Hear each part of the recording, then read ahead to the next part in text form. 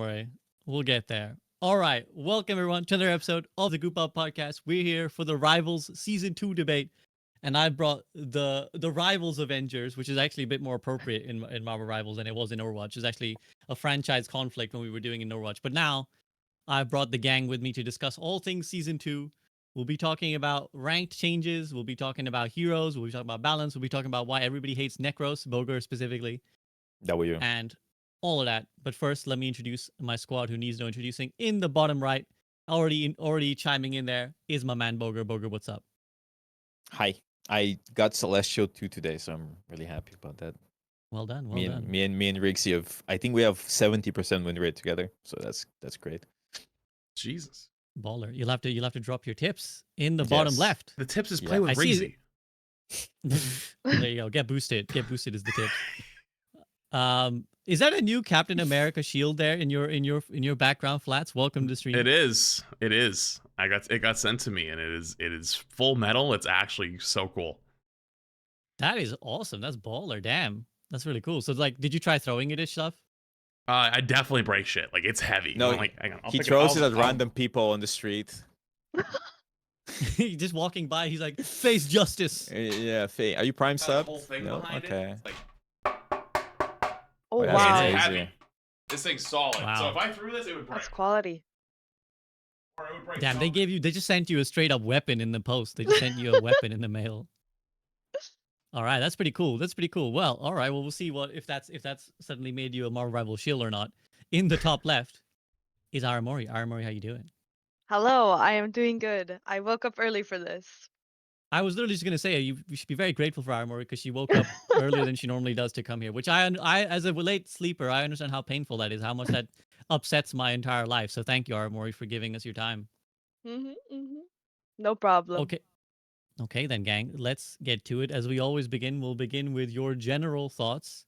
So tell me, gamers, how are you feeling overall, big picture, about Marvel Rivals Season 2? Boger, we'll begin with you. Rivals Season 2, go. It's interesting. I think the general consensus is that it could be better. Definitely. There's things to be desired. I think ranked is kind of cooked right now. I think they Giga buffed annoying characters like Captain America and stuff and Iron Fist, and that's also really annoying. So I think, and then Support Strike, and then Necros canceled, and then yeah. So it's interesting. I know. I don't think I don't think we got too many cool things this season to make people keep playing, right? And the things that we got that are cool are just kind of like, so kind of alienated support players a bit, and then Giga buffed a bunch of DPS characters. Emma is cool. I like Emma a lot. But outside of that, a big portion of the player base doesn't play DPS, kind of not having fun. Yes, I've seen, like I said, we'll have an extended section talking about this whole support strike and this sort of conflict that's emerged in the Marvel Rivals community. But I've definitely seen more discontent than ever with Marvel Rivals. In fact, I was just browsing the Forsaken site of Twitter, and I saw like the top thing on my thing was J3's tweetings like Marvel Rivals is ass right now and solo queue is double ass. So he's not having True. fun. Flats, is that an accurate assessment of Season 2 Marvel Rivals? He's absolutely spitting with that one. And to be honest, as someone who can freely just run around and play whatever, yeah, I don't want to play Rivals that much right now. It's kind of shit.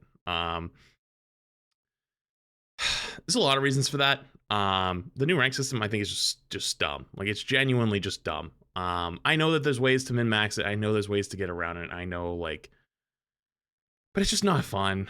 It's just created a lot of issues. The meta is really not that fun. And on top of that, for myself personally, Stadium came out and I had way more fun with that. So I was like, fuck it, I'm gonna go play this instead. So I played a lot more of that. Also, I just every day I regret not making my rivals players yearn for Overwatch video, because every day I feel like we march closer to that. Where like every day people start asking for more stuff. Like we're probably like a month away from the role queue conversation at this point, I feel like. And it's both funny and insane because I've not played these games once before, not twice before. This is the third time, because we did it in Overwatch 1. We did it with Overwatch 2, and now here we are with Rivals. And it's just like, it never fucking ends. We never learn our lessons. We always just do the same shit every goddamn time.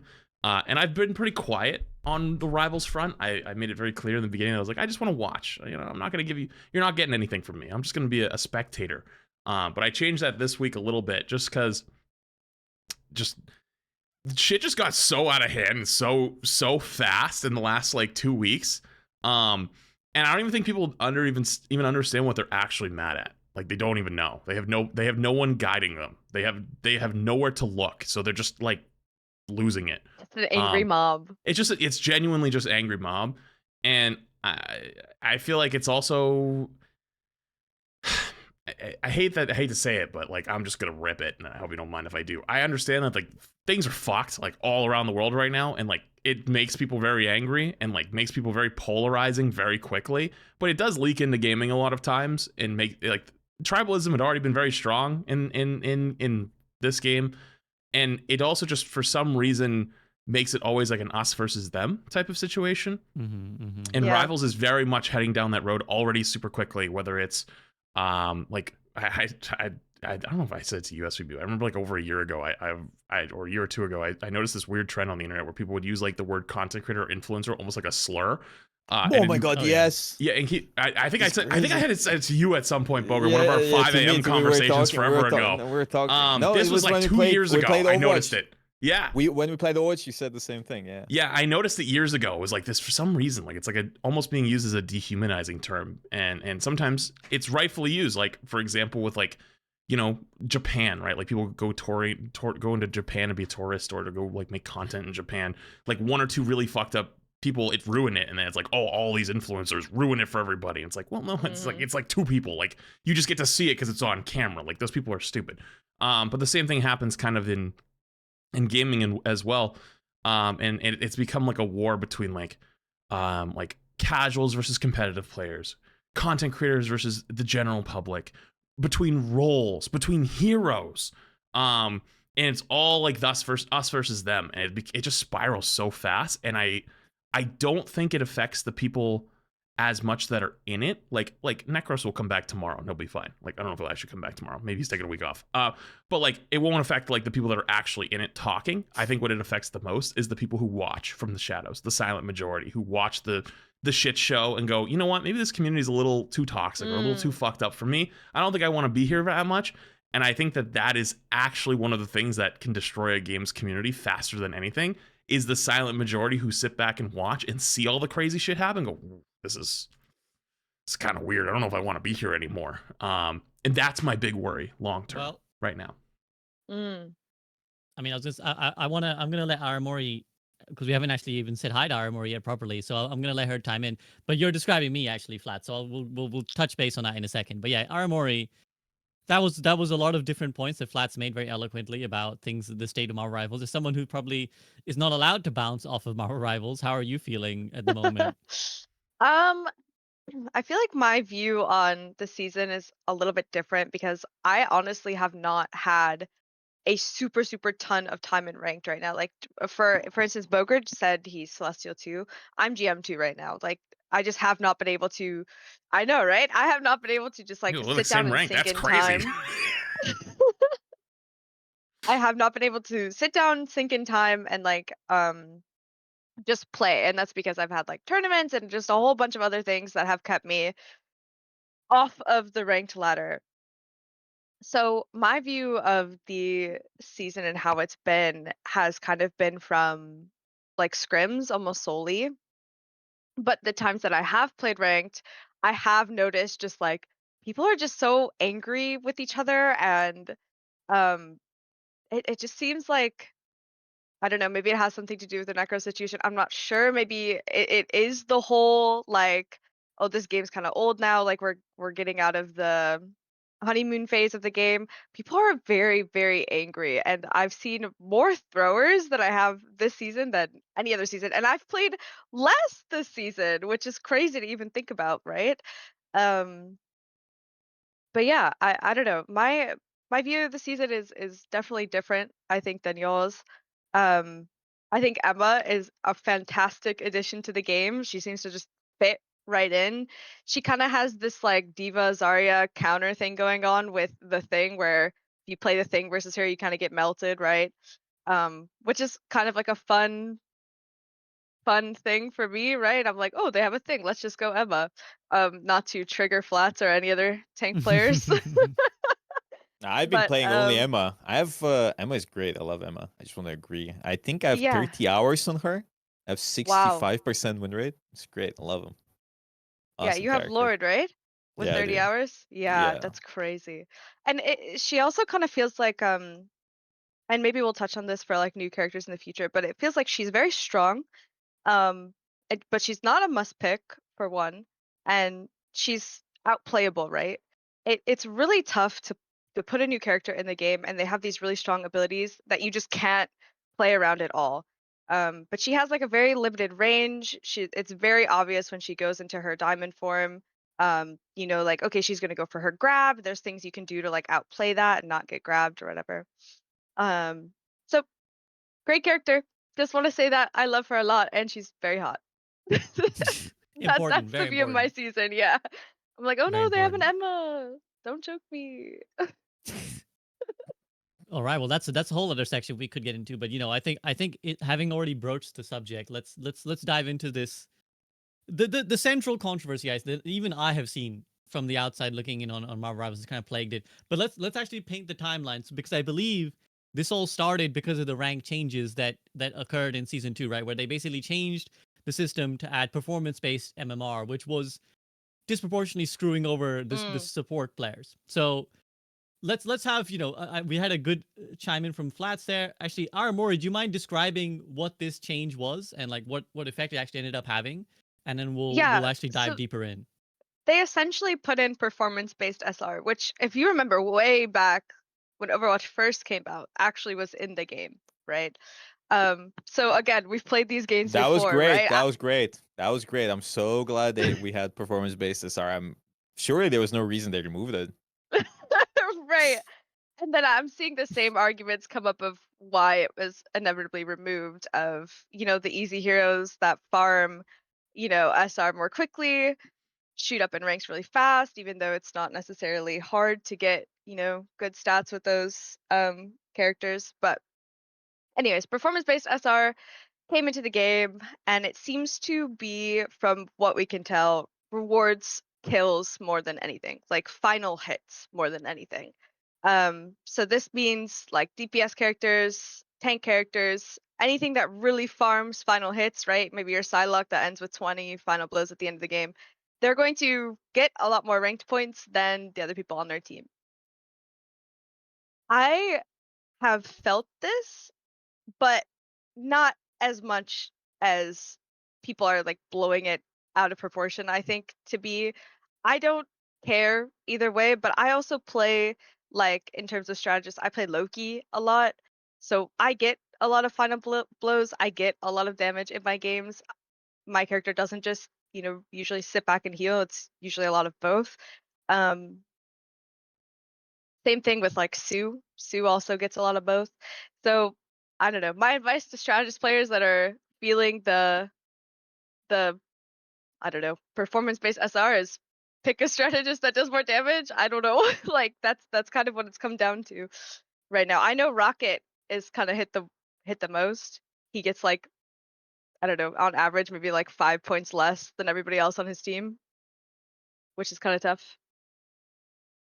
Yeah, I mean, we've all played these games before, and when Flats first brought it up, I just it made me think of that famous Karl Marx quote, which is like history repeats itself first as tragedy, second as farce.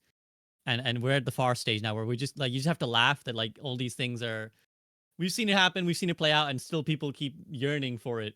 But players, I don't think in the game ever like when this happens, when it's like their hero is disproportionately punished, right? It's like, oh well, why does my I want to heal, but why do I get punished for it, right? So I can already imagine, you put that on paper and you can say, yeah, people are not going to like this. But Bulger, how did we go from that change where it's like, okay, maybe some heroes are getting less SR, to a civil war with Necros at the heart of it, the Spider-Man at the front punching everyone.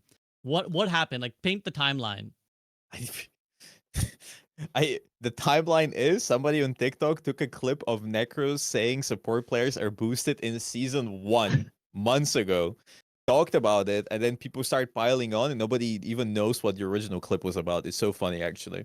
And then people keep flaming him because they keep getting views on TikTok, and keeps getting insane. A friend of mine in real life told me, "Bro, I don't play Rivals. I don't watch your content, but why is everyone flaming you and Necros? What the fuck is going on?" Right? So it's just left the Rivals little place, and it's into the stratosphere in the algorithms of TikTok. So people keep piling on because it keeps getting views and people keep flaming him. So yeah, and also because people that play support are getting less points and they feel like they're getting screwed over, and dive is really annoying for them because it's you kind of rely on your team, but you also need to change your play style, and if you don't, you just get cooked. It's like we've played these games before, as you said. It was the same in Overwatch. Everybody hated dive because I'll be honest with you, I don't think dive is strong. I think there's two factors. First, people do not swap or position correctly against dive, so they get cooked because they keep walking in without thinking. And then second, nobody ever peels them, so they just keep Thinking's dying. hard, So Booger. thinking is hard. That is true. You can if you can't press W in a straight line and press mouse 1 every fight, then what is the point of playing? Why add variety to your gameplay? But yeah, dive isn't that good. There's so many counters to dive, but I guess again, as Laramori said, thinking is hard. So you wanna make it as easy as possible for the support players. And I don't blame them if sometimes even if you play smart, if they have 2 divers or 3 divers and nobody on your team swaps or helps you, you just get cooked every fight. So, and it doesn't feel especially good because before you would lose the same amount as everybody else, but now you lose more. I had a game with Flats we played. So one of our DPS players swapped to support. He lost 27 or 26 points. Oh The my other DPS player that played DPS the entire game lost 8. So Wow. god. so Yep. that was great. That was actually really funny. So We had a few of those. We've had so every time somebody swaps to support, especially because they can't play support as efficiently as everybody else, they're just getting cooked. And then if you play DPS, you're just not getting cooked. Like even if you lose, if you focus on kills and stats, you just don't lose that many points. So what is the? I even sat down and looked at support players' profiles, and that guy, I think it was super sticky actually. I looked at 6 wins and 6 losses. After 3 wins, so he lost 6 games. After 3 wins, he was already even on points. And then I looked at Kaiji's 6 wins and 6 losses.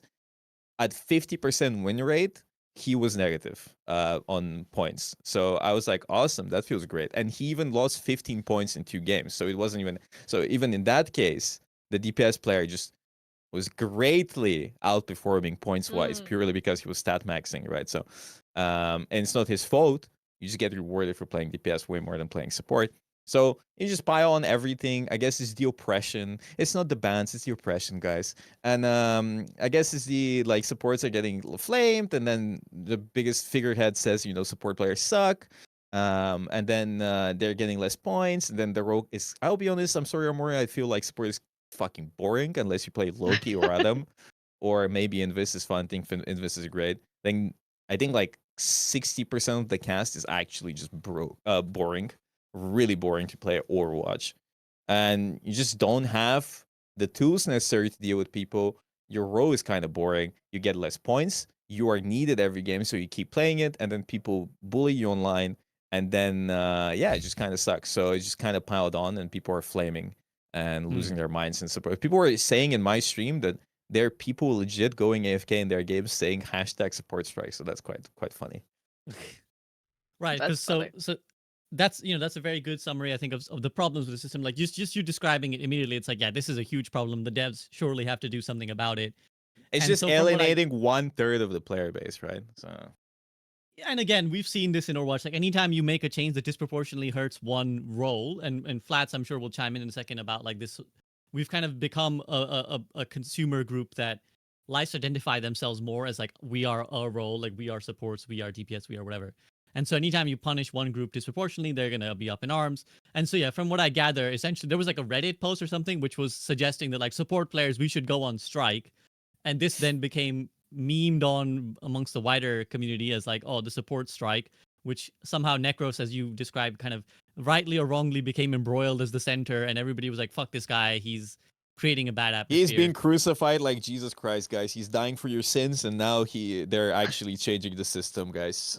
He's gone. So yeah, As- so we sort of ended up there into a, again, lore appropriately a civil war, which is where I want to bring Flats in now.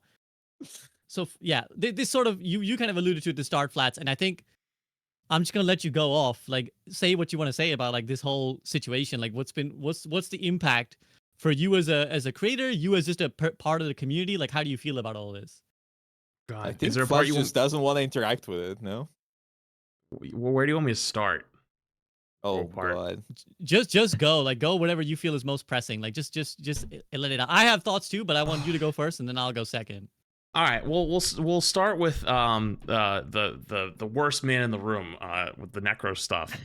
The worst man. The worst man in the room. Yeah. Fuck that guy. Heck that guy. Yep. Yeah. WWW. I mean, real talk. It's unfortunate for him because no flame to him, but he's kind of unfortunately not gotten used to what his now influence and audience is. Like, no flame against him, but before he went to Rivals, I think he was like 1,000 viewer on max average, whether from Overwatch or even less on Deadlock. To go from that to averaging 10, 20K is a massive radical shift.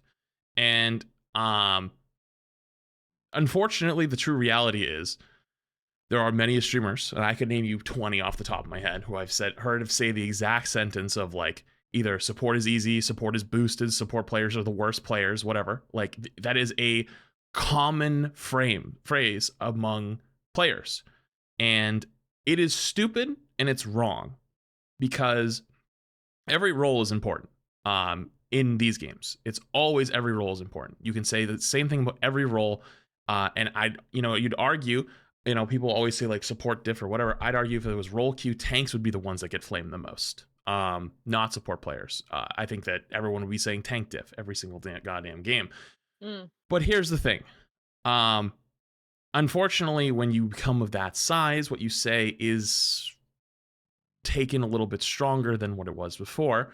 And it may have been okay to meme and joke about a lot of that stuff in the past, but like, you have to realize that like that kind of stuff can happen, and people can look at those things and go, you know what, hey, like that was kind of dumb. And like, do I get mad at players in my games? Absolutely. I will say like, so, oh my God, this person on my team is absolute fucking shit. But that's different than saying like everyone who plays this role is absolute shit, right? And having a little bit of that in the back of your mind while you're talking is kind of important to know and to think about, because like, even if he was baiting, even if he's memeing, whatever it might be, because I don't even know if he does truly believe that, maybe he does. It's like, you kind of have to realize like, yeah, like if we had to sit down and have a debate, are we going to sit here and actually say like, do support players are actually terrible at the game? Like, are all support players are bad? Are we going to actually say that? Are we all actually boosted? Or do we want to like talk about like, yeah, people, if they're playing on DPS and they're not good at DPS, what role they have them go swap? They tell them go play support, right? Because mechanically it is on average the easiest of the three roles. The other one, maybe being tank, is a little bit more mechanically easy, but it's much tougher to be good game sense as a tank player, because you have to manage both aggression and peel and all these other things. It's much easier to pick a character like Rocket and just hold right click. Like, mechanically, that is way fundamentally easier than playing DPS and clicking a bunch of heads if you're not able to do it. So that's why people always tell you to swap support. But like, if you don't play support and you're playing at your normal elo, and then you decide to play support every single game, and you only play the heal bot right click Rocket, or you always just try to like heal bot Luna, you're probably on average going to lose a few more games than you were winning on your DPS games or your tank games, right? Like, there is skill that is involved. That being said, though, like, that doesn't mean that what he said was not considered, quote, truth among players for forever, even if it was wrong. He was just kind of the person that ends up being the person like who gets to fall on the sword for it. And kind of have to realize going forward, like, hey, like, you got to be a little bit more careful when you say stuff like that, because they are right. Like, them being mad about that being said is right. Like, they objectively are correct. Should you be getting death threats, and should you be like getting like crucified across the internet over it? No, that's like, yes, it's like unemployed behavior, right?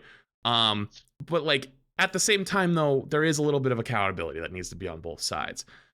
But the part that scares me more is this radicalization of like whataboutism, where it's like, well, his influence over everyone else is going to cause toxicity in my games.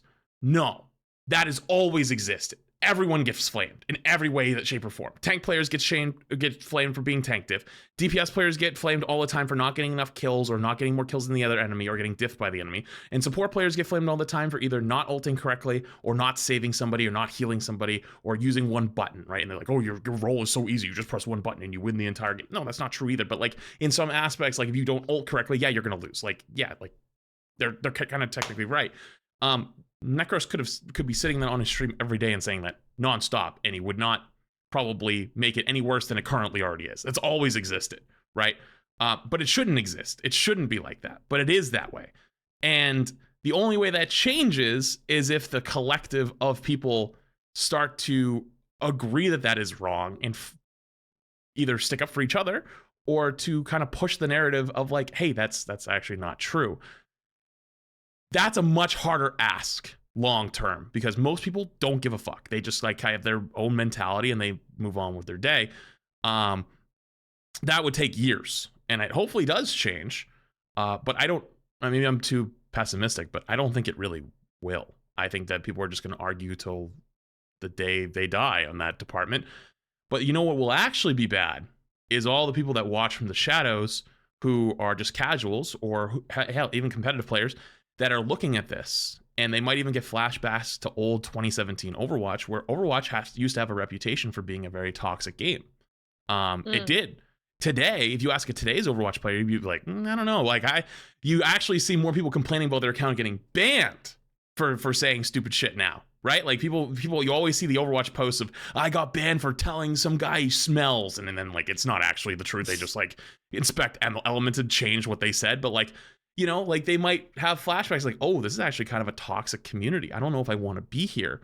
And I think that does long-term damage to a community and to a game because it either does one of two things. If those people don't get banned and nothing ever happens and it gets worse, it signals to them that the toxicity is okay.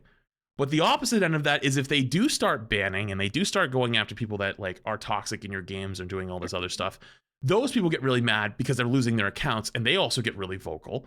And then they also leave. So you've already started this downhill slide where it's like, well, now that people are pissed off, well, what do we do about it, right? Like there is a few ways, like the rank system changing back and like not having as much impact on individual numbers, because numbers are not everything. For stats don't mean shit. The only thing stats should matter is wins and losses. Yeah, of course we can argue like, you know, you shouldn't have many deaths and like, you know, on average you should be keeping up and heal. But like, regardless though, as long as you're winning games, that's the thing that matters the most. But like that at this point, I feel like people are too radicalized. Like they're all in on one thing. And my worry is the whataboutism of like, oh, like this other thing or that other thing is if we just kind of like everyone took a breath and was like, hey, you know, let's fix the rank system. You know, support experience could probably get a little bit of help and everything would be fine. Like things would go back to normal. Is the truth, but I don't think it'll be the reality. I think that from now on, people are going to look at that as like a quote unquote moment of like, we are lesser than, and it's going to be used as a weapon for their role to either get more tools or more characters or more things. And just like in Overwatch, there was a time when Overwatch 2 came out where support was the victim role, and I literally dubbed it playing Dead by Daylight. It's still a phrase used to this day, actually. And Overwatch overbuffed supports way too hard, and it pissed off the other roles, especially like the DPS purists, and they wanted to leave, and they all got pissed off, and everyone was like, this is ass, right?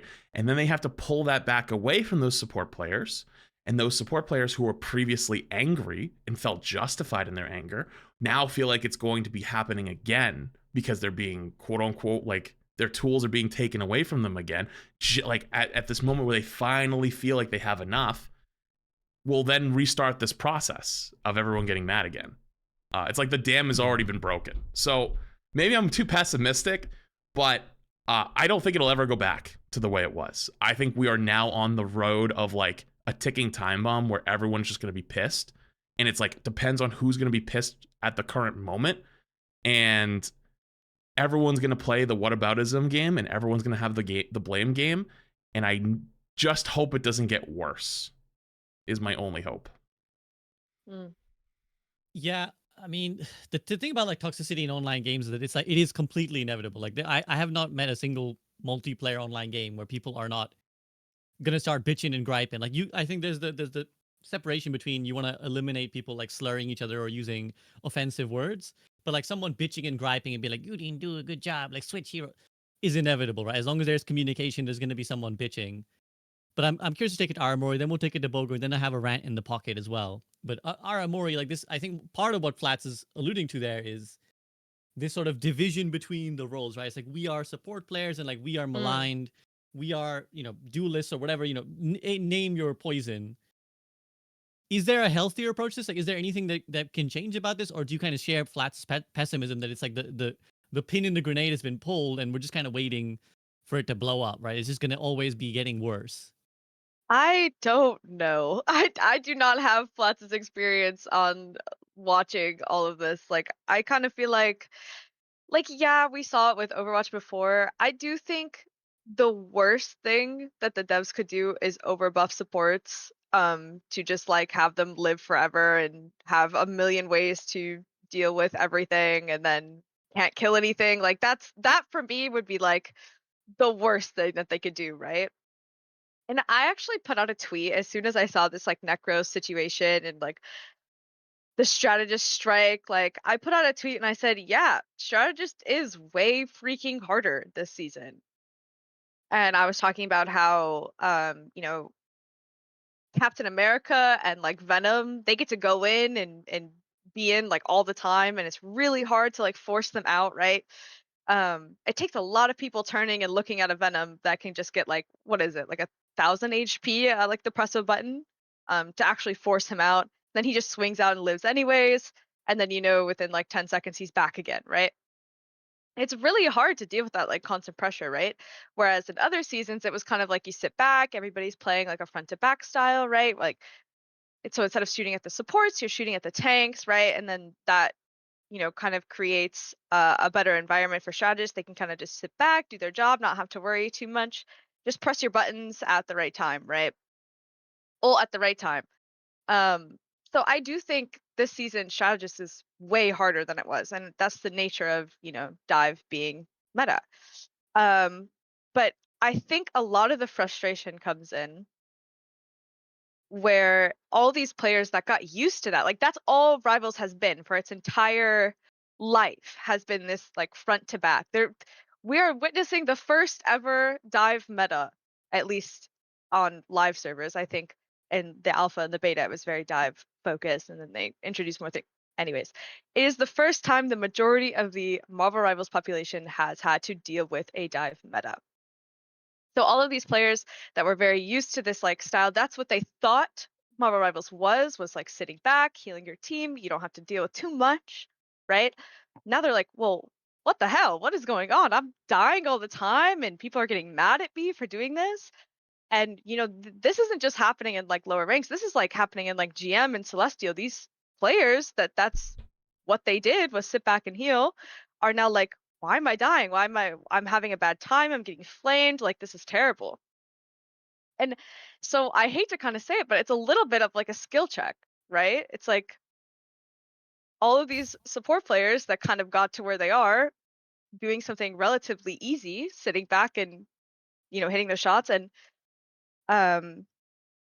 we even said like last season that the more you played, the more the system rewarded you. You could get to relatively high rank by just kind of like logging the hours, right? We saw the rank distribution of, there was a lot of people in GM and Celestial, right?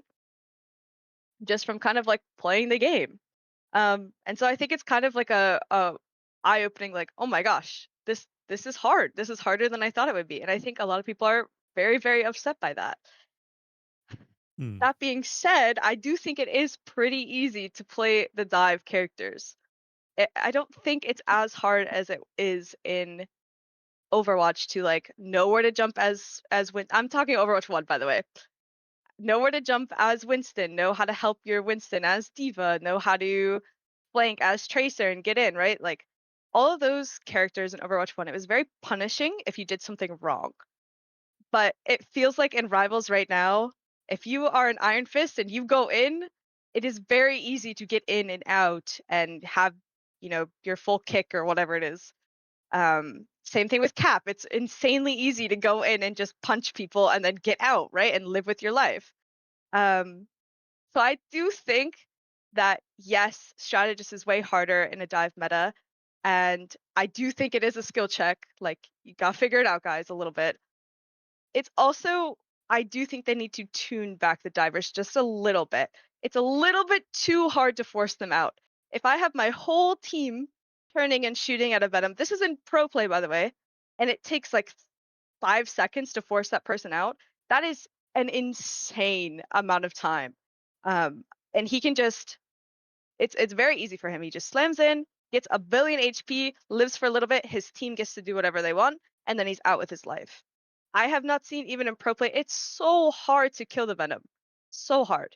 You have to hit like every freeze on that guy. Maybe skill check, but anyways, that's my whole piece. Well, I mean, at pro level, if it's a skill check, then what the hell does a normal person have? Right? That's Right. insane. And kind of, yeah, I mean, the gist of what I got from what you're saying, Armor, is that there's a lot of nuance, basically, like, right? There's like some characters maybe overtuned, some characters need to learn, like, yeah, this is the reality now, get with it. But I think there's inevitable human nature is like when you have a thing and that thing is taken away, it's more painful than never having the thing in the first place. Loss aversion, Yeah, I guess, is one exactly. way of calling it, right? It's like having a free. It would have been better to start hard and make it easier than to start easy and make it harder, because now people Yeah. feel like, oh, you're taking something away from me. So I want to take it to Boger. I have Wait. again a rant in the yeah. Go ahead, Flats. Can I really quick just respond? Yeah, please. Anyone, go ahead. Chime in. I wholeheartedly agree with her as a competitive player, because we've been doing this for years, right? Like all of us have. But here's the problem with this: Rivals has positioned itself as a quote casual game, more casual game, and it also has a more approachable, easier to approach like gameplay loop than say Overwatch. My concern is because at this point, right, I am at the point where I want this game to be as casual as fucking possible, because I have my competitive shooter. It's called Overwatch. And everyone said for years that it's too competitive, people listen too much to balance, whatever. I personally want to see both. I want to see the casual one. And I think that a lot of support players, the large majority of support players outside of our group, like of hyper competitive people, want that gameplay loop to be, I pick support, I heal my teammates, I heal my tank, and then I do a little bit of other things. Like I can sometimes freeze, you can sometimes hit a sleep, you sometimes push somebody away, but the overall majority is they want to go in and they want to click on the big guy in front of them and heal them, and then hit their big button and then save everybody. That's what they want. And what this meta is specifically is you have to go on the offensive to fight that Venom, to fight that Cap. You have to hit your freezes, you have to hit your buttons, you have to actually fight back. And they don't like it. They don't want to do it. And I'm a little concerned because like I know that you're right, but we're hitting a crossroads in Rivals where they're going to have to decide, is the support role going to be about healing, or is it going to be more supporting like in Overwatch? And I think the wrong call is to go the support version of Overwatch. Boger was saying earlier he thinks a lot of the supports in this game are boring. But I don't think that most people who play support in this game, like the large majority of people, think they're boring because they don't want, they like, even if like, for example, they like you want to be able to get kills, you want to be able to hit cooldowns, you want to have impact outside of just heal botting, right? there are a lot of people that love to heal bot. And you can start to take that even further, right? Where, we were talking about, like, we don't want to buff supports too much to the point where they're, like, unkillable. I remember like a month and a half ago, everyone was complaining about Luna ult still and saying, like, Luna ult needs to be 8 seconds instead of 12, right? And, like, we did the same thing in Overwatch where, like, Zenyatta ult, right? Like, Zenyatta used to be insane ult, like one of the most insane ults. Now, like, nobody gives a fuck. It's like, okay, whatever. And people will still get so good at min-maxing it that, like, in high tier play, right? Even if you made Luna ult 8 seconds, it would still probably be an insanely powerful ult, right? But for other ranks, that 12 seconds gives them time to react to other things. It gives them times to, like, actually, work their way forward to healing their tanks. And then, like, after 2 or 3 seconds, realize, oh, my backline still needs help. And then they slowly work their way back because the speed of the game is just incredibly different. And I do like spectating bronze. I used to do it in Overwatch a lot. The difference between a bronze Overwatch player and a rivals player is, like, the rivals player looks like an infant picked up a controller. Like, the Overwatch player looks like, they look like they're like Diamond in GM or Diamond in Rivals, like, last season, right? Like, it's crazy, the difference between them. And even though I know you're right, I feel like going more healing is what those people want. I feel like that's what they want. But I don't know if that's what they're going to actually do. I don't know if that's what they're going to do. And I think if they go the route that you were talking about, like the more support route, I think people are going to get really mad. And I think they're going to cite that as a reason why they don't want to play the game anymore. And again, maybe this is me being maybe too cynical. I don't think there's a winning route because they've already been set up to the point where if you buff these supports, which they're going to do, people are already think support's too strong for their, like, healing capabilities and their survival capabilities. If you give them the ability to kill too, people are going to start getting really mad and saying support is too strong, and then they got to pull something back. And if they just gave them killing ability, what are they going to take away? Probably healing. Sorry. And again, we saw this in Overwatch, right, where it's like people would be like, BAP is a better duelist than most DPS, and it's like, okay, yeah, like, we're just hitting. I think this is always the pull, though, Boger. Like, this is always the pull, right, in a game where it's like, do you lean into what a certain role likes and therefore make it more niche, more like, okay, well, only support players will like this? Or do you try and make a role more general so that, like, a Marvel rival player could enjoy all the roles, right? But then that comes at the cost of sanding it down, potentially. So firstly, do you agree kind of with what Flats has said? And then do you have anything in relation to this and the whole issue at hand? In the words of my good friend Fan, I just want to be a pocket pussy. I don't want to think. She plays support and she loves just heal botting, and that is so many people in this game. They just love being pocket pussies, bro. And that's great. And now, listen, now with the entire dive situation and annoying characters like Captain and Iron Fist being stronger, being a pocket pussy is just fucking hard now, okay? It's hard. You need to think, you need to do stuff, and a lot of people don't want to think. They just want to click the buttons, and they want to deal with an Iron Fist. They don't want to deal with Captain. Even if you think, what are you going to do against the Venom in Plat? You can't do anything, right? So, what are you going to do against Captain America? What are you going to do against Iron Fist? So, it feels like Dead by Daylight, as Flats would say. So, I think at its core, Rivals is a very casual experience, and you can see it purely off of the people interacting with us as content creators and the way people play the game. When I was playing Overwatch a few days ago or yesterday, bro, even in Diamond and Masters, people are playing like fucking SF Shock back in the day, right? Like it's insane. They're all positioning high ground. I played one rank game in low Masters. It was people were on high ground taking angles. The Brigitte was playing with a soldier. She was peeling for him. Bro, I've never seen somebody take an angle in Rivals. Okay, like it's like only the veteran Overwatch players are flanking and doing stuff. Nobody takes high grounds and angles and rotations and like whatever. People are just like, front to back.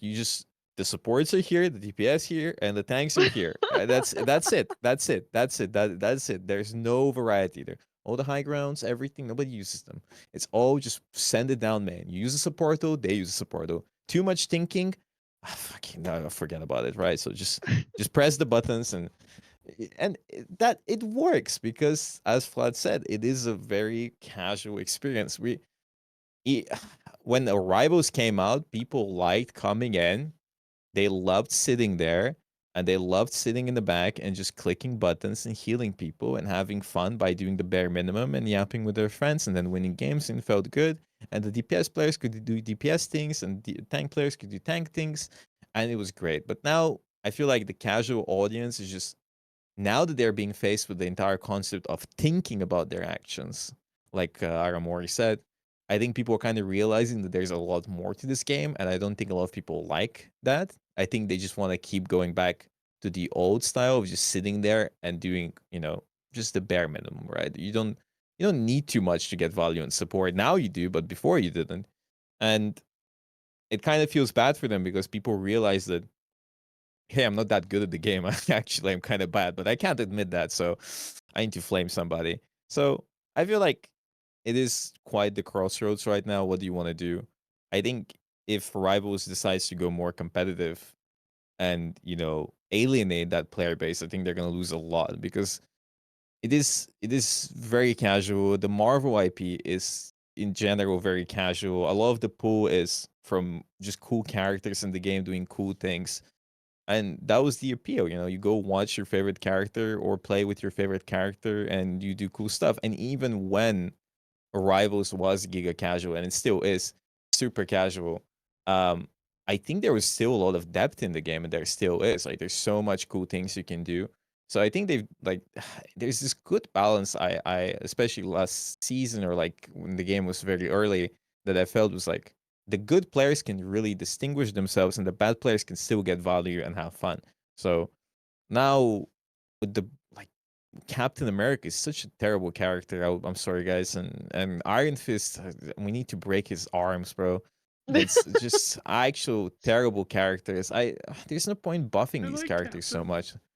Yeah, Cap is cool, but like, he can be cooler if they didn't just focus on him being immortal, right? It's Yeah, like, I no, had you're a right. game today, and if I want to do anything as a tank player, when they have a captain that's semi good, I need to sit on point and deal with him. It's like a very annoying Yeah. fly. He doesn't do anything, but I don't do anything either. He would just sit on cart with a Mr. Fantastic for 3 minutes, and we couldn't do anything, bro.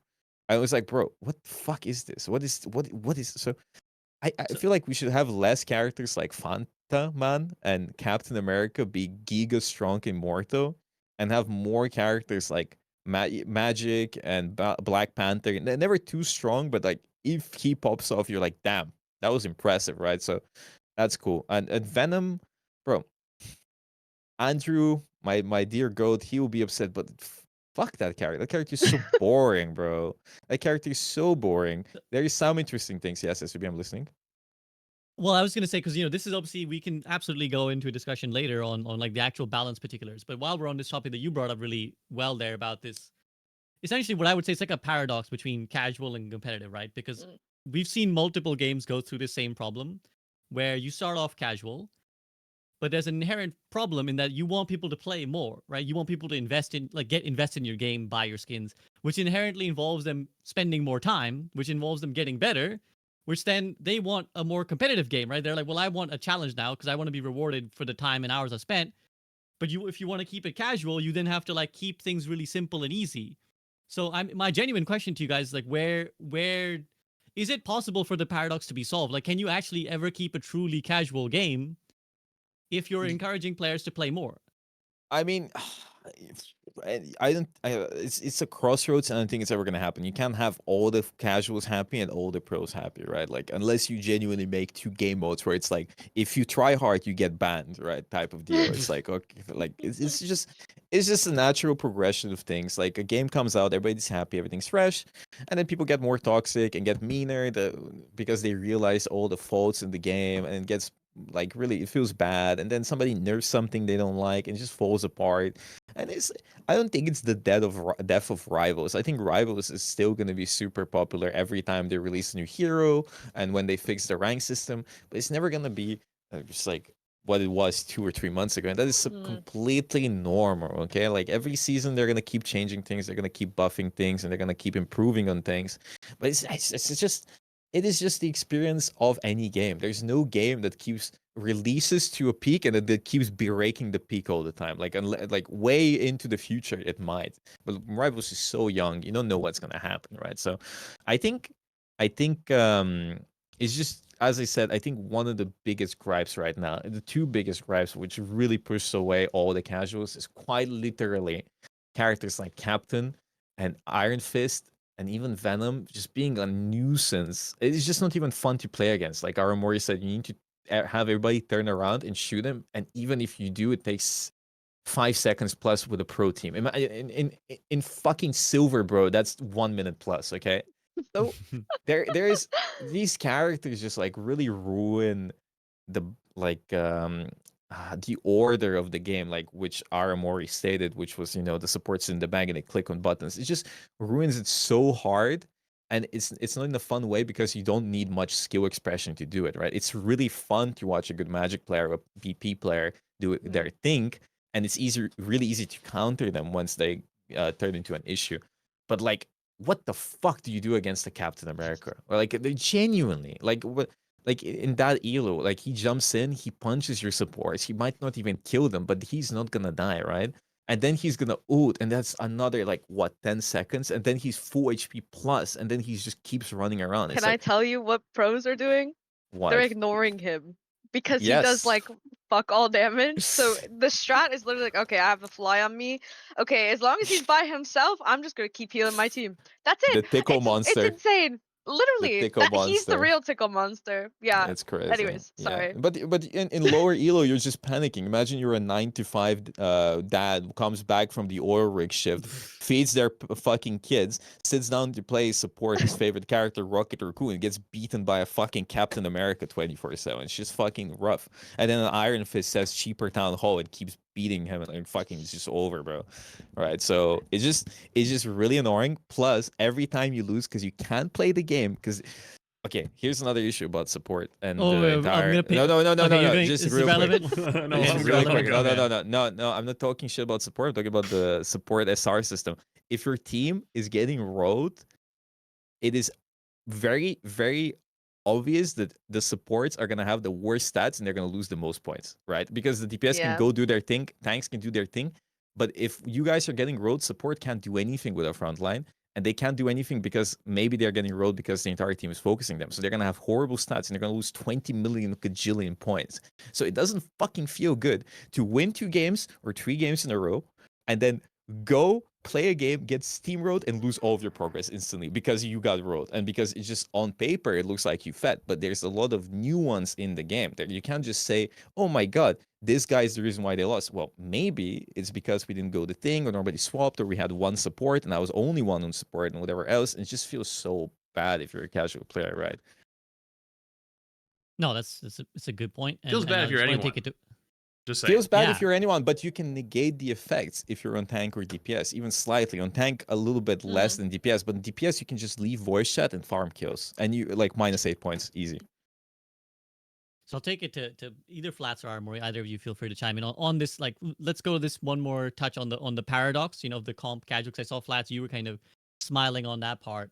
So we'll talk about that part, and then Armory, any thoughts, and then I'll drop my rant finally on this whole situation. So go ahead, Flats. The paradox on what? Sorry, The comp casual, like the competitive player versus casual player paradox. Like, can you really ever make a game that will satisfy?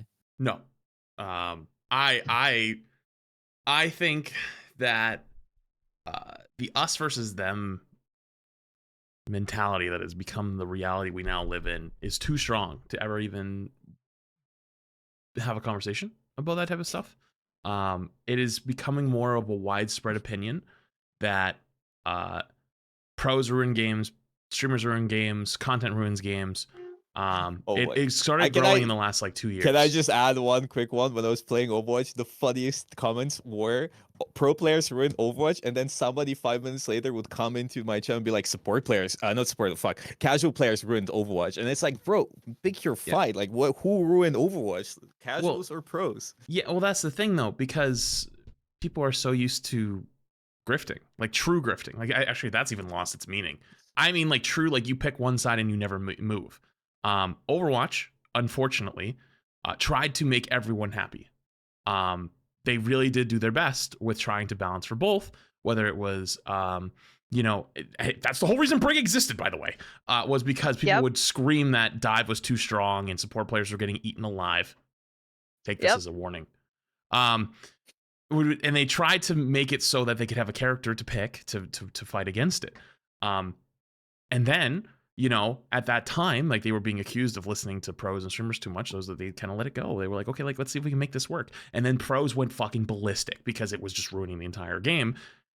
Rightfully so, right? Like they were the ones being most affected, but this stuff takes time to trickle, right? That was like dropping a nuclear warhead on the community. And normally whenever small changes happen, it takes a few weeks for it to ripple out. And I always try to tell people, they don't listen, but the casual especially, I'm like, listen to me. If you hear streamers or pro players complaining about something, you're going to sit there and go, I don't know why you're complaining. I'm still having fun. Give it 3 weeks. Give it 3 weeks, and I guarantee you'll come around because they play more than you, so they'll bump into the problem sooner. They are like an indicator of what will happen later. There is no pro syndicate. There's no streamer syndicate. There's no underground society that's looking to come and destroy your fun. Hostage, help me. They will bump into it first. So they are an indicator to be like a litmus test of like, oh shit, like this is becoming a problem, to give time to start working on a solution to the problem when it hits everyone else later, so you don't have to deal with it for long, right? That's like how it's historically always worked.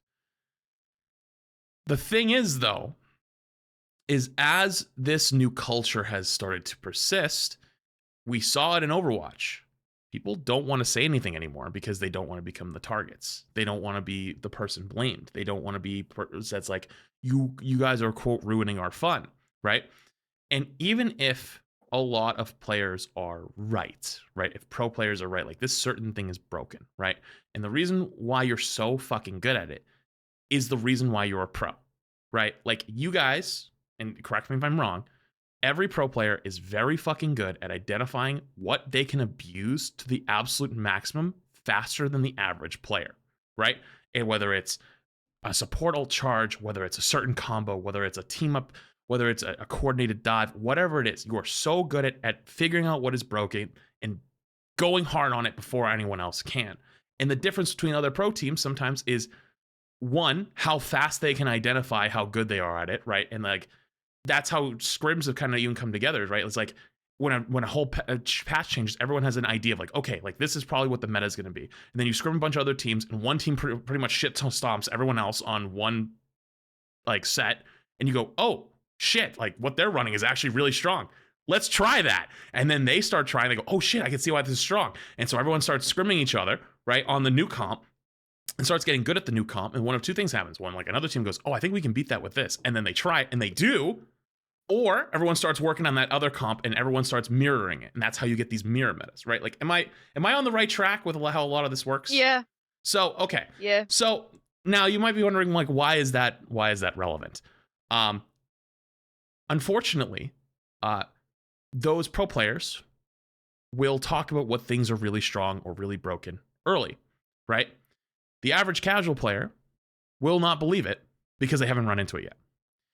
And so if you listen to these pros and say, hey, Luna's broken for XYZ reason, and then Luna gets nerfed, casual player number 2 goes, Luna was not broken. Luna was very good. You're taking that fun away from me. These pro players are ruining my game, and they will turn against you very quickly. And my genuine hope is that all of us are pissed off for the next year. I think that is best case scenario. I hope no one gets listened to. I hope they go hard listening to every casual player. I want them to burn that shit to the ground. And what I mean by burn shit to the ground is not like ruin the game.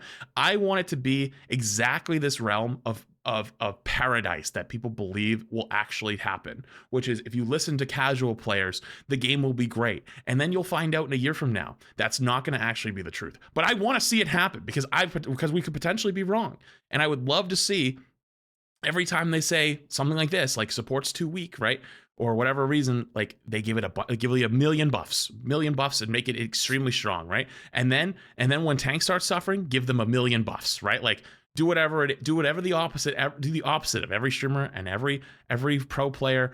Because you know what, though? The pros will always adapt. The streamers will always adapt. We can figure it the fuck out. Even if that shit is broken as fuck and we have to bang our heads against the wall, you will still figure out a way to play it and play against it. We will figure out a way to make content or to play with it or play against it.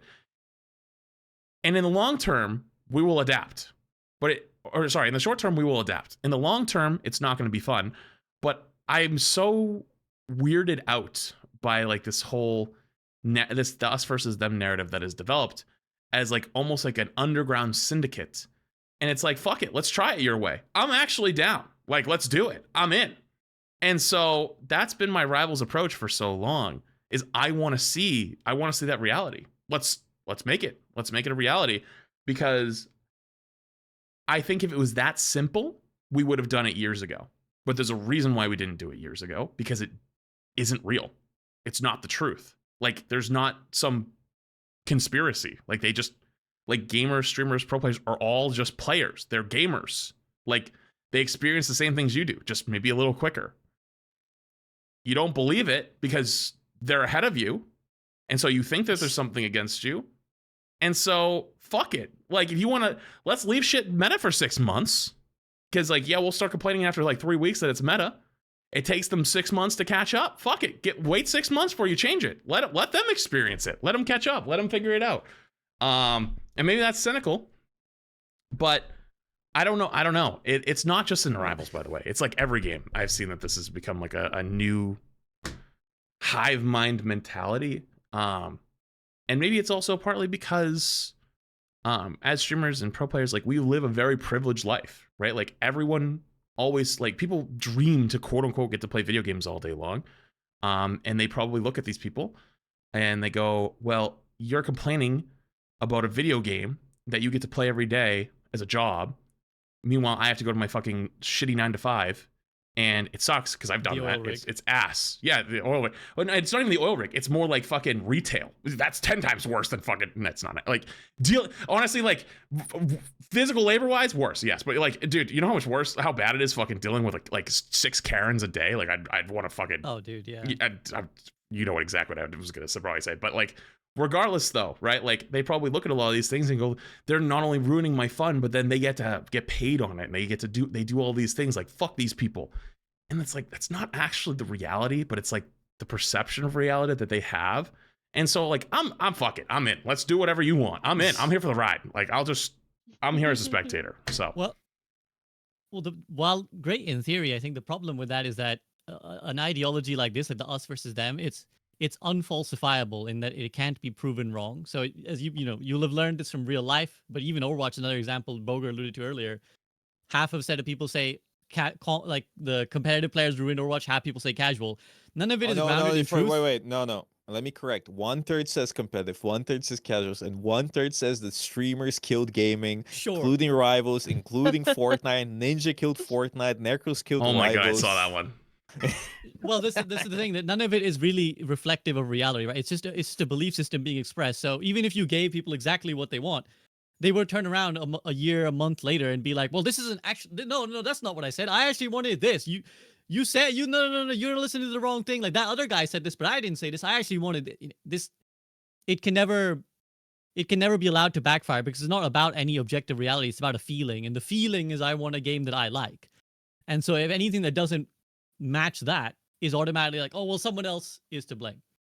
Now I'm going to let Aramori get a chance to chime in if there's anything you felt like, listening to Flats talk, if there's anything you wanted to say, and then we'll bring it back to me. Go ahead, Aramori. I just wanted to make a small point of, like, Marvel Rivals is still a very new game, right? And I made this point last time I was on the podcast, but there are some heroes where we're like, that hero sucks. Like, nobody's gonna play that hero. That character's dog, right? And all it takes is one guy to figure it out, and then everybody goes, that character's pretty good. And then it changes the game completely.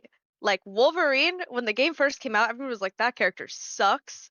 Dog shit. One guy figured it out, and it destroyed everybody's what we thought was good, right? Like Wolverine. Scarlet Witch meta when, Armory? I don't know. I don't know. I mean, right now the thought is that Strange is not good enough for Witch, right? But I don't know. Maybe Yes. maybe she will be good enough. Maybe they make a slight strange tweak, slight strange buff, and then it becomes everywhere, right? Maybe. But anyways, the game is not figured out enough, I don't think, to balance it. Like, I think you can make slight changes, but I don't think it's at the stage that Overwatch is at, where it's like it's pretty much figured out. Like people know what's good. Like everything's figured out. With new heroes being added as quickly as they're being added in Rivals, and the cast just being so big, I think we are still figuring things out like as we go. Like I mean, I know Human Torch got buffed on this patch, but I even said last time I was on this podcast, like Human Torch sucks. That character's awful. And then I got rolled in scrims by Human Torch, and we were like, hold on. Hold on, guys. So like we gotta figure this out, right? And we did, but it was like that flipped us on our heads. We did not expect Human Torch to do that. And again, maybe yeah, that will take time to trickle down to the casual audience, but I don't think it's as like black and white of like, oh, we have to balance for the pros, or oh, we have to balance for the casuals. I think right now nobody has it figured out 100%. And I think meta I will have. change over time. Oh, okay. I think meta will change over you. time on its own. And we saw that in season 0 and season 1, and I think we will even see it again in season 2. Can I be like brutally honest here? I think outside of Emma right now, and Emma and Groot, I think Tank is fucking boring. Okay, I'll be honest with you. I don't think it's real, bad or actually, anything. so real on that. I actually just genuinely, I've been thinking Emma's about so it. fun. Zoning, I think Emma is giga fun. Groot is whatever, and then Captain America and Venom just run around and do nothing. And then Strange is gutted. Magneto is spectating. And then what else Magneto do we is a have? spectator. It's Penny actually so Parker is ass. actual ass. It's actually just, I feel like outside of 2 or 3 characters, it's so boring right now. Like Strange was so fun, and they just broke his kneecaps for no reason. I don't even know why, right? Like he's just so unfun now to play. And I just feel like it's kind of ass, right? Like if you don't play Cap, like Flats even agrees, if you don't play these characters, and even if you do, bro, I don't fucking want to run around and do nothing. I want to kill stuff. I want to be fucking silly, goofy little guy, right? And be like aura maxing. I want to spectate on Magneto. Magneto just feels like a spectator right now. It's actually so bad. And yeah. But if there was no Emma right now, I think I would be really miserable playing tank. Just straight up. I think I would be super bored. Well, we can get to Emma in a second. Let's sort of round up the sort of whole initial topic of like the comp changes and the effect they had on the support strike. I want to drop my rant, but of course I want to let anyone else chime in before they, if there's any expressed sentiments. Go ahead on this whole No, issue. please. Okay, Give Strange his bit... kneecaps back. Okay, give him one kneecap. One kneecap. All I'm Just asking for, please. Give him a knee replacement. One knee replacement. Yeah, I mean, so mine is a little bit adjacent because I think you guys have done a great job touching on like how these things manifest in the game. I kind of, again, I think it's my perspective is a little bit always outside looking in, right? And Flats was talking about like, well, there's a lot of people who are going to be watching who are maybe not so hardcore, who are like, what the fuck is this? I don't want to be a part of it. That's me. Basically, I'm like, what the fuck is this? And a lot of the times when I look at these issues in gaming, I kind of come away with that sentiment. Like, man, I'm really glad I'm not making hyper like involved gaming content anymore because this shit is so stupid. And for me, I think the conversation I wish the community would have is around the sort of parasitic content around gaming, like the parasitic ecosystem that exists around gaming content. What I mean by that is that you have like your first hand creation, right? So you have the game, and then you have the people who are actually making direct content about the game, right? So you have the people who are playing the game, Twitch streamers, YouTube guide makers, whatever, TikTokers, whatever, the people who are making tangible content on the game.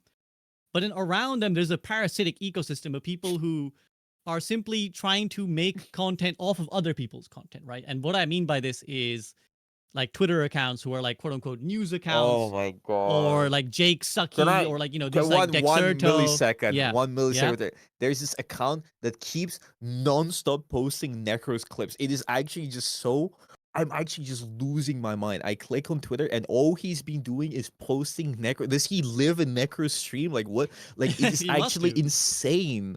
And it's just all he's been doing. Necros gets rolled by support. Necros says this about support. The support players killed Necros. Necros is being held hostage. Oh, I thought Necros. I thought it would be a What? positive thing. It's not a positive thing. No, no, no. no, Well, no. this He's is just Actual non-stop. #1 hate watcher.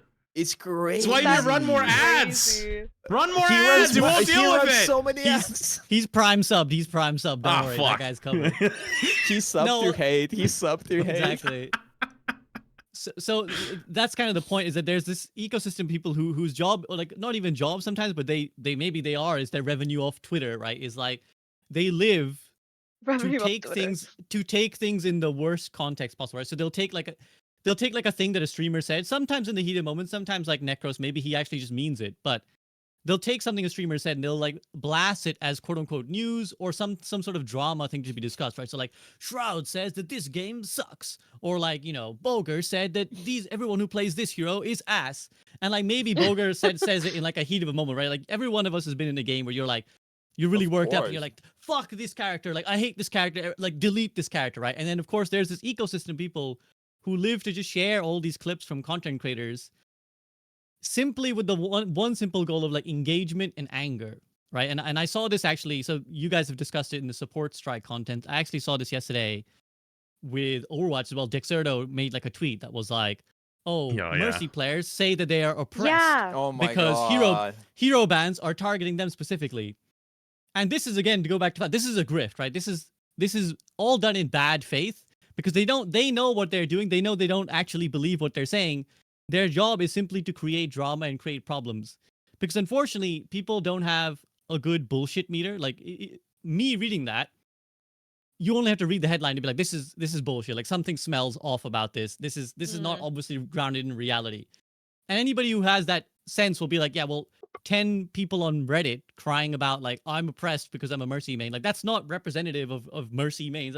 That's not what the headline says. Like Mercy mains say they're oppressed. And of course, the use of inflammatory language is like oppressed. Genuinely, It's not the bans, it's the oppression, SVB. it's there, exactly. It's there to try and make people mad. And so because people, unfortunately, will not, there's no way for us to make people develop that bullshit meter, right? People will read that and they'll get riled up. You have to point the finger at these parasites, right? These news accounts, these journalism accounts, because they are very much aware of what they're doing, right? The people who get mad can't be upset at them because they don't know any better. These journalists know better. They know exactly what they're doing. They're phrasing this purely maliciously, purely to get 10 more clicks on Twitter. And I kind of just want to say to them, like, I have a message for them, which is just like, A, fuck you. But B, is this really what you like wanted to do with your life? Like when you were 10 and you were like a bright-eyed child and you were like, I want to make the world a better place. Like I think everyone does. Everyone's like, I want to have a positive impact on the world. What'll I do? I'll be a journalist. I'll make hard-hitting stories and I'll bring the truth. And in the pursuit of truth, I will make the world a better place. Is this what you wanted to do? If you went back to your 10-year-old self now and you were like, yeah, what I do is I publish clickbait, engagement, rage baiting articles on Dexerto and then tweet about it in the most inflammatory way possible. Is that what you want to do? Is that what you wanted to do with your life? Is that the contribution you want to make to the world in an era of like polarization, when like in every sphere of life, people are madder than fucking ever. The world is a fucking horrible place when you look around. And we're trying to, like, every social media is trying to divide people as much as possible. And then we have this frontier of gaming, which is supposed to be a hobby, which is supposed to be fun. It's supposed to be a chance for people to like step away from the anger and hatred outside and for like an hour or two in their day, just like enjoy their life. And you're like, you know what we need to do? We need to bring polarization into gaming. We need to get people to be like tribalistic and divide each other in gaming. How can we channel the hatred that's destroying the world and bring it to a hobby and ruin that too, just so I can get 10 more fucking clicks on Twitter and get $5 of engagement ad revenue from the Twitter payout. $5, bro. You It's get like Twitter's so $20 bad. That's a stretch. a month max, bro. How And, much And like are that's these your people making? contribution. That's your contribution to society. Like fucking look at yourself. I hope you're fucking ashamed of yourself. I hope you cry to sleep because your fucking contribution to society is to make it a worse place. And that's what you're doing. Like I'm not even going to buy the whole like, oh, well, you got to get your paycheck, you got to do your job. This is the job you fucking chose. Look at yourself in the fucking mirror if this is what you decided your contribution in life is going to be. So that's what I've been bottling up because I just been watching this Welcome. from the outside, and I'm just like, Cooked. fuck these people, man. Go Fuck off, these King. people. Fuck Real. these people. Roads. Because this, I think this is how these Can I problems ask you start, something? right? Like you. Yeah, go ahead. Do you technically no? Because like I wanted to say on your thing. Do you technically feel the same way about like the TikTok people who do the same thing? Because like there is that is a trend, right? Like I think SB watches TikTok. I literally have not engaged with TikTok in Oh. I don't know how So long. like, what about So I people have that no are like clue. not journalists, right? Like they're just like average person who can Oh, pick up their fuck them phone and too. make. I Okay, think because there's a lot of that too. Yeah. no, fuck them too. I mean, they're just doing it on like a. They're just doing it desperately because they're like, I want to be notable, right? Like they just want to get Twitter things. Whereas like the journalists are doing it like professionally. It's like their job to fucking bait people. And that is like super contempt, but like fuck the people who are just like some random Twitter nobody who's like, I'm gonna get some impressions by trying to take this person out of context and like create as much rage as I can. Like fuck those guys too. But I think the journalists hold a higher Some people just responsibility. enjoy it. They just like it. They just And like they to cause like problems going, on purpose. They like the number going up. The number It really going is up. the number going Because up though, because like it gets It more is. attraction. It gets more. They don't even get paid, bro. They don't even get money from it. Well, and there's a whole thing about that. Like, we all understand it as content creators that, like, yeah, there's a dopamine hit when your number goes up. Like, we all understand the allure of, like, oh shit, this content's doing better. But again, that's why I hold the journalist to a higher standard because it's like when that's your job, you know that that's how it works, but you have to, like, have an integrity about what you're putting out, right? Like, Flats, Boger, Armor, you guys all know, like, you put out a YouTube video, people are gonna interpret it in a certain way, and you choose to title a YouTube video in a certain way. You could do it in a way that you know would get more clicks but would be misrepresentative or piss people off, and you guys don't because you know, like, I have a responsibility to, like, not cause shit. And this kind of goes back to what you were talking about earlier, Flats, with like Necros, right? Like maybe that's something he's learning of, like, I can't necessarily put it out in this way because it's not accurate and it's going to make people mad for no reason, and I shouldn't do that because that's the platform I have. So yeah, I wish if there's one, I know we struggle to come together collectively on anything. There's one thing we could come together collectively on. I hope it's to, like, just a middle finger to these, like, entities to completely ignore them. Don't fucking engage with them. Don't retweet them. If you're gonna, like, yell at them, do it with a screenshot, not like with a quote retweet, just so they don't get the fucking $2 that they wanted. Don't even give them the $2 fucking dollars. They Let don't them even rot make in hell. $2, bro. They don't even make 2 cents. $1 from a post, bro. That Yeah. makes sense. That's why I think they did the Well, and TikTok that's- one. The TikTok one because you'll get money. You get money from the revenue thing, like the Yeah. creator fund, and that's like way more lucrative. That's why it happens more often. And to your point, SVB, you know what's funny? I've dealt with this problem for years from Overwatch, right? Like if Overwatch was on the downhill slide, like I'm not gonna pretend it wasn't, but those videos would always do significantly better than saying like, oh, this is doing well, right? Which is really unfortunate because like if you're trying to stay true and like always like go in between, like, okay, this is good or this is bad, this is good and this is bad, you learn that this is bad gets way more attention, way more clicks, right? And so for these people that are just learning, or if that's all they care about, right? Like if all you care about is the number going up, you're going to hard lean into that, right?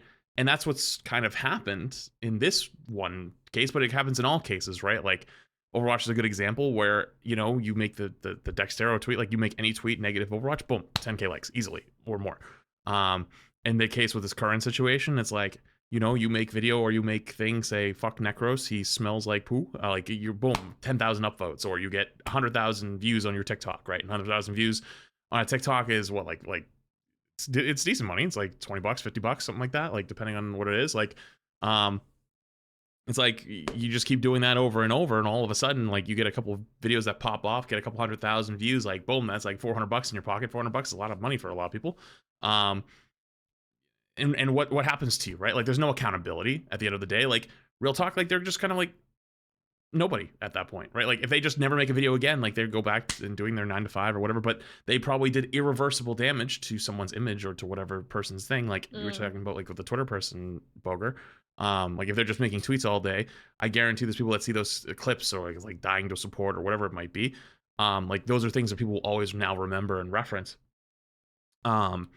endlessly, and nothing will ever happen to the person who does that to them, right? And so I don't know but that one though, it's like that one isn't having as much mainstream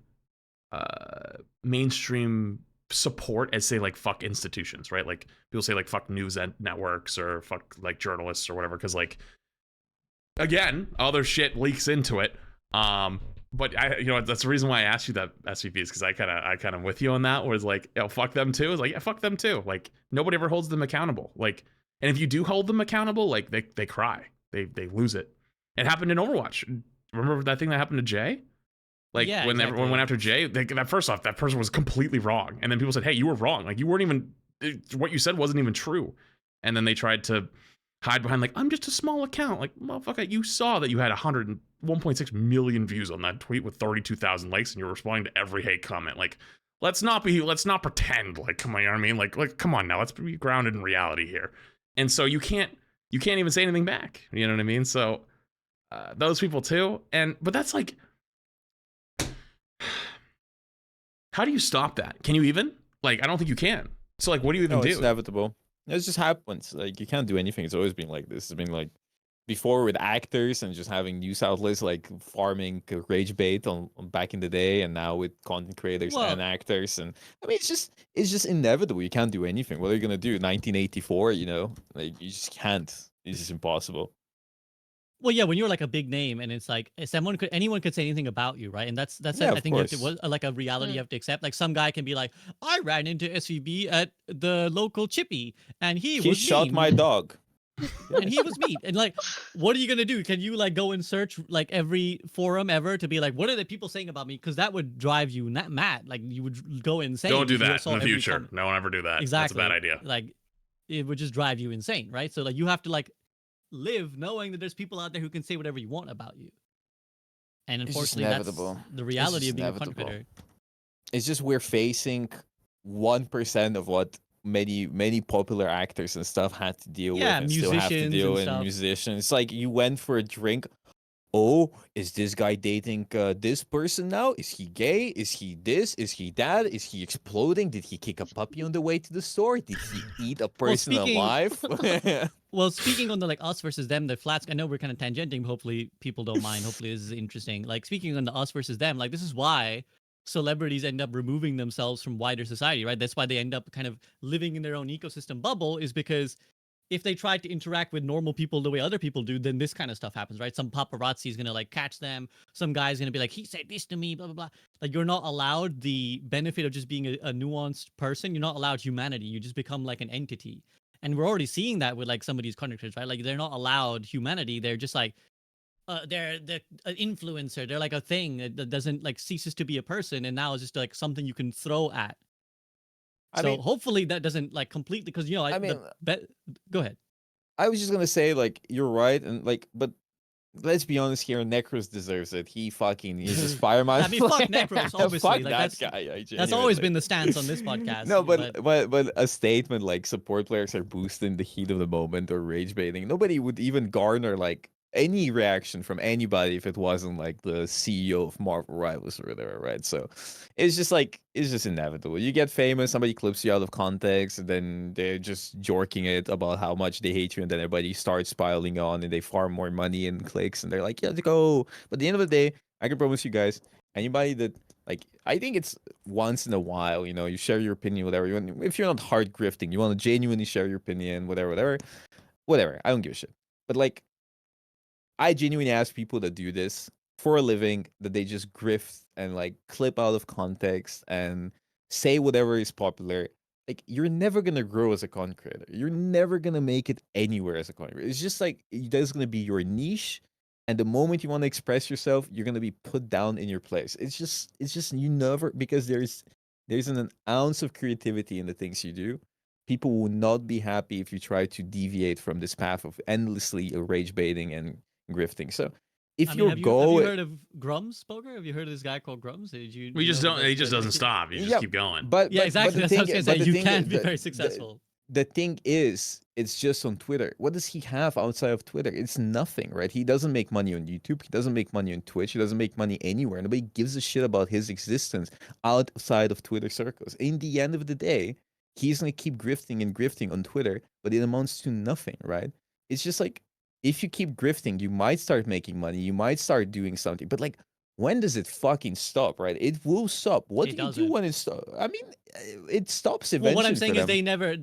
they never have a path. As you're saying, I'm agreeing with you. They never have a path Yeah. out of it. Like they That will always be they that don't guy. have a path out of it. That's it. You are that grifter dude who keeps rage baiting and farming clicks, but you're first not making. If money is your goal, you're not making money out of it.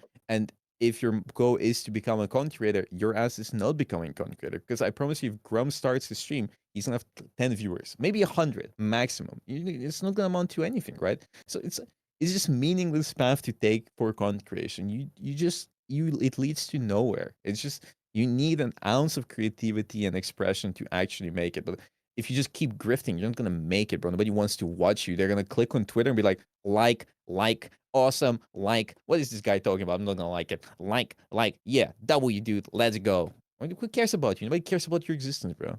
So it's just like it just doesn't mean anything. Doesn't like amount to anything.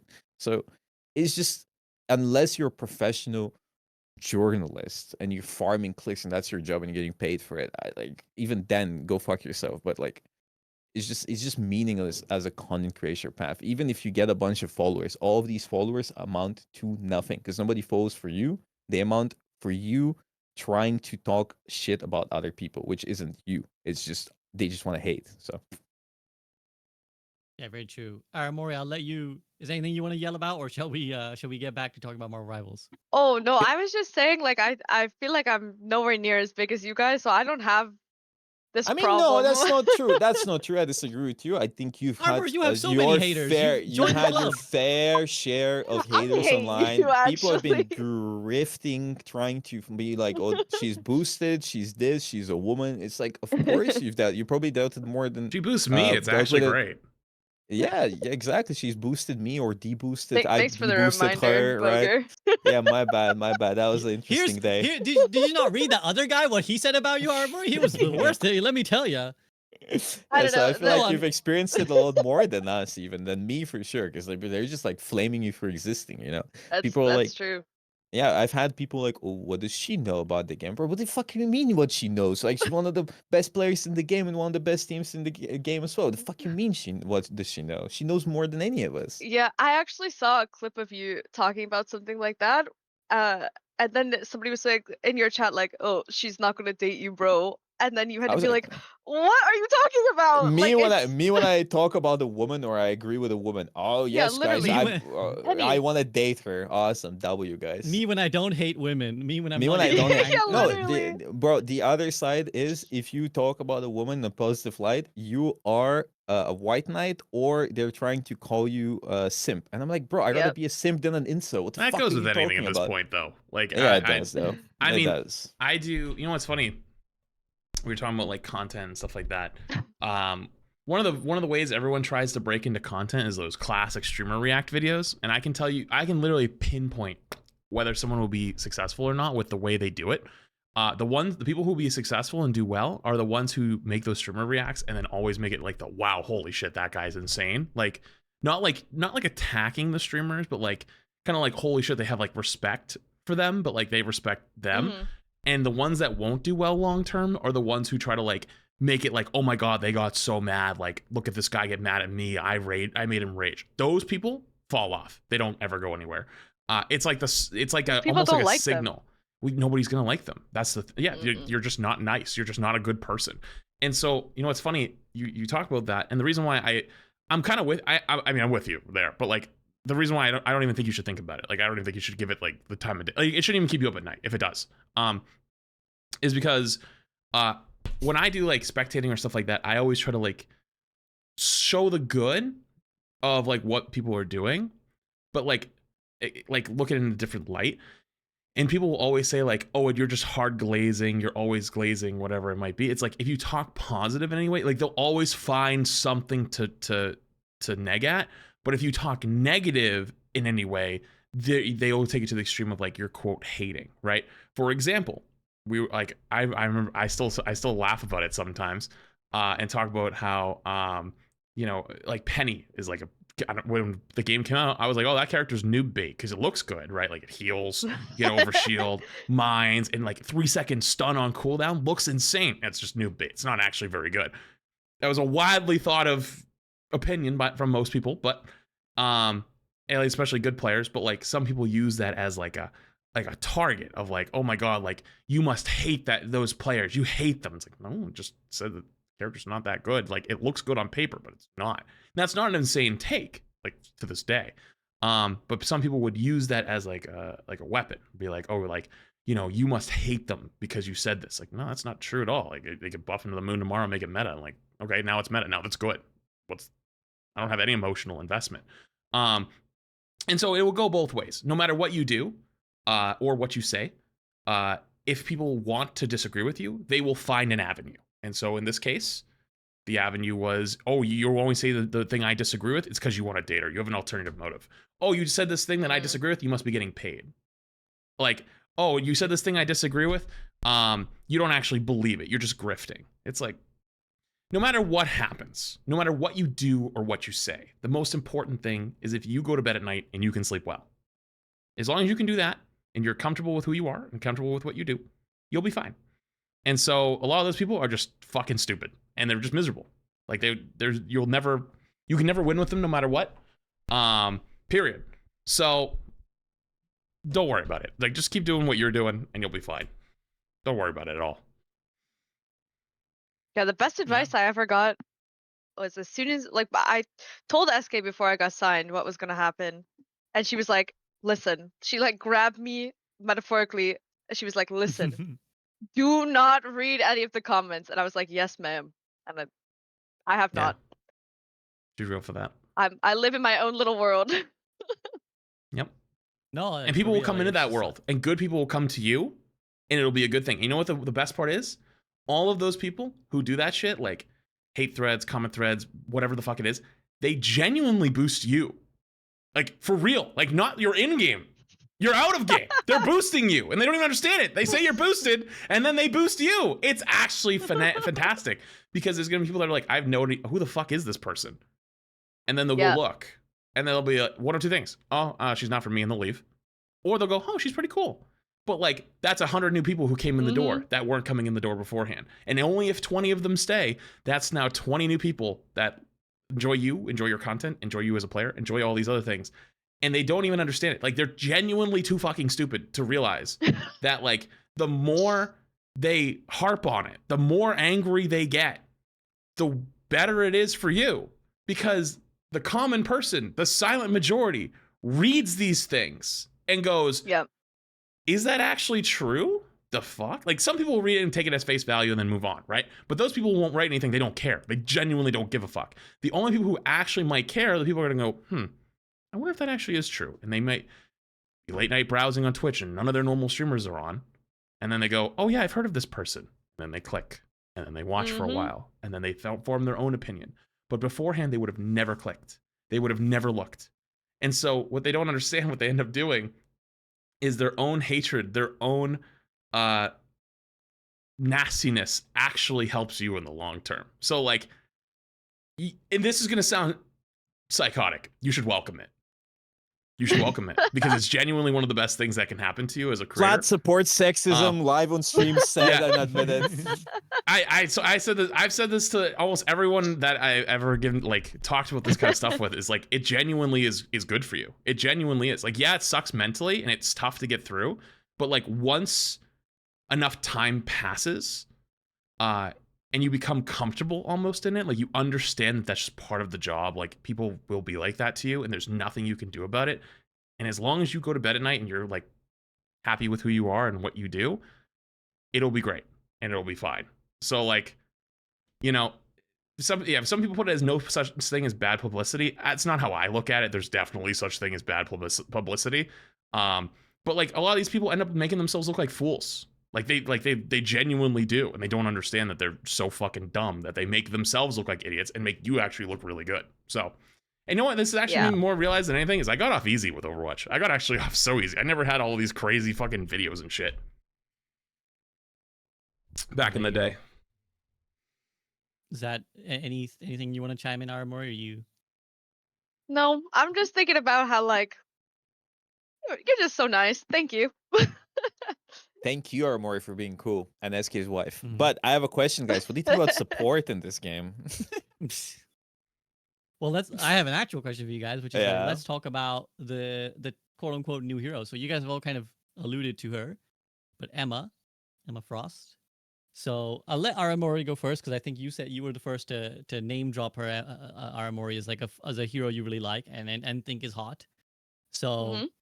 how do you feel about Marvel Rivals' new hero? And yeah, we'll go there first, and then we'll maybe talk wider about the hero releases themselves.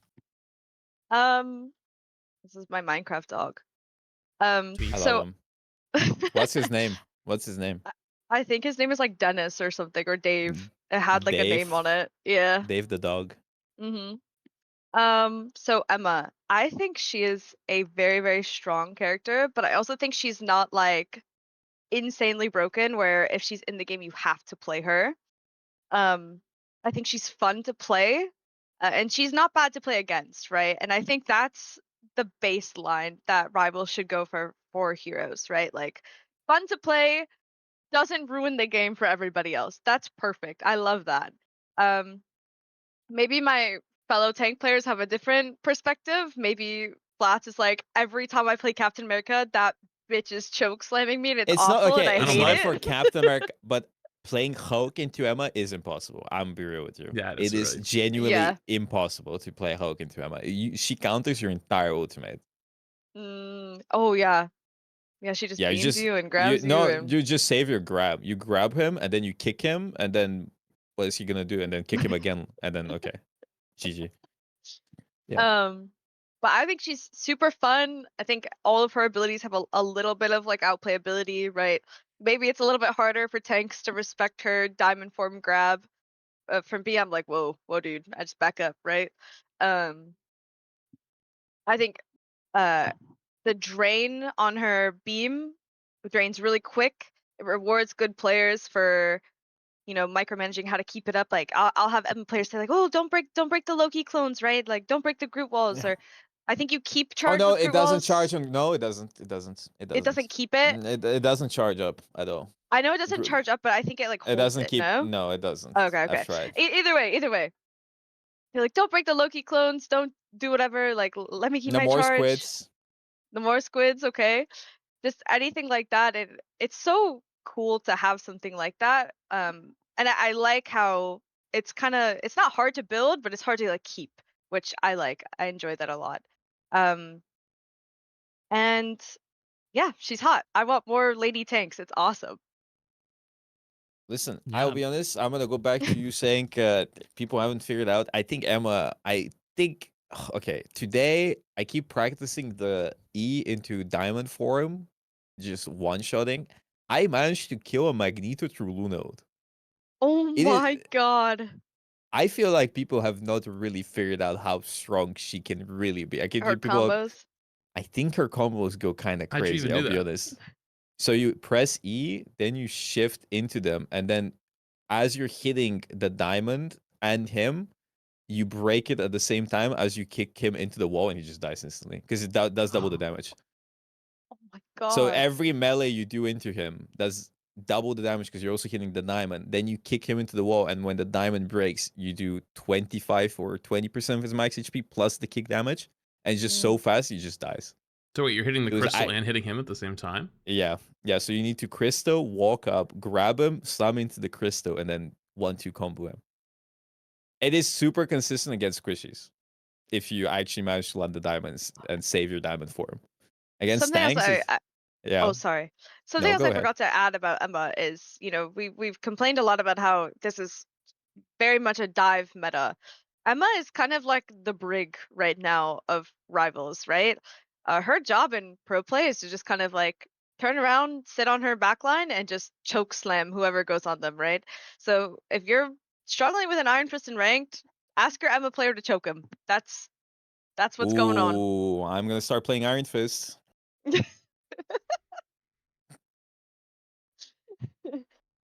Anyways. So that's your kind of is that your summary then? Aramori, you kind of hot, good skill. Like we're still seeing more. I'm really happy with her. I want them to add more heroes like her. Yeah, I think she's a good Huh. hero. I agree with Armore. As I say, Boger's already given a little bit, but do you have any more? Do you want to add, Boger? Maybe he's already given us too much, but yeah. I think she's really cool. I really like her. I really like her ult too because people that's depth to the game because support players are starting to play around it. Because the way it works, if you don't know, if you're getting beamed, even if you're not, so it charges up, you get stunned and go towards her. But as long as you're getting beamed by her ult, you can't press your ultimate. So what Emma players started doing is they just started beaming the supports, so they can't ult, and then you wipe them because they can't use their support ult, or you combo it with Psylocke or something. But now support players are playing around that, so they're just jiggle peeking or playing behind the wall, so they can press Q and then go back in. So I think it's just good. And the diamond is really hard to hit, and the diamond form is nice because that's even a little bit of verticality, and then maintaining your beam is really cool, and just grabbing people is cool. I think it's a really cool character. I'm really happy with Emma. I think they really cooked. I think, I'll be honest with you, I think in ranked, I maybe once people even start getting better and better at her, I think she might be a little bit overtuned compared to other stuff. I think she really shuts She's down pretty most strong. tanks. Yeah, I think she shuts down most tanks in the game. She definitely shuts down Strange. Strange cannot play the game against her. Hulk cannot play the game against her. Honestly, every tank in the game just feels like paper compared to her. Like you cannot take a 1v1 against Emma with any tank, right? Maybe Groot, but I always ban him, so I don't know how that works. I never play against Groot. He's always perma-banned for me, so I don't know how that matchup works. But against the Thing, he can't do anything. Again, because the beam and the crystal that does max HP as damage. Magneto can't do anything against you because even when he ults, you can beam through his ult. Strange is useless. Captain America, one of the few characters that can actually do something is Emma because you can grab him no matter what. Venom actually feels really bad against him, against her because you can grab. Hulk is really bad, as I said. It's just I feel like she's kind of in a way kind of like Mauga because Yeah. she genuinely kind of counters every tank in the game, and every tank compared to her feels really bad and boring.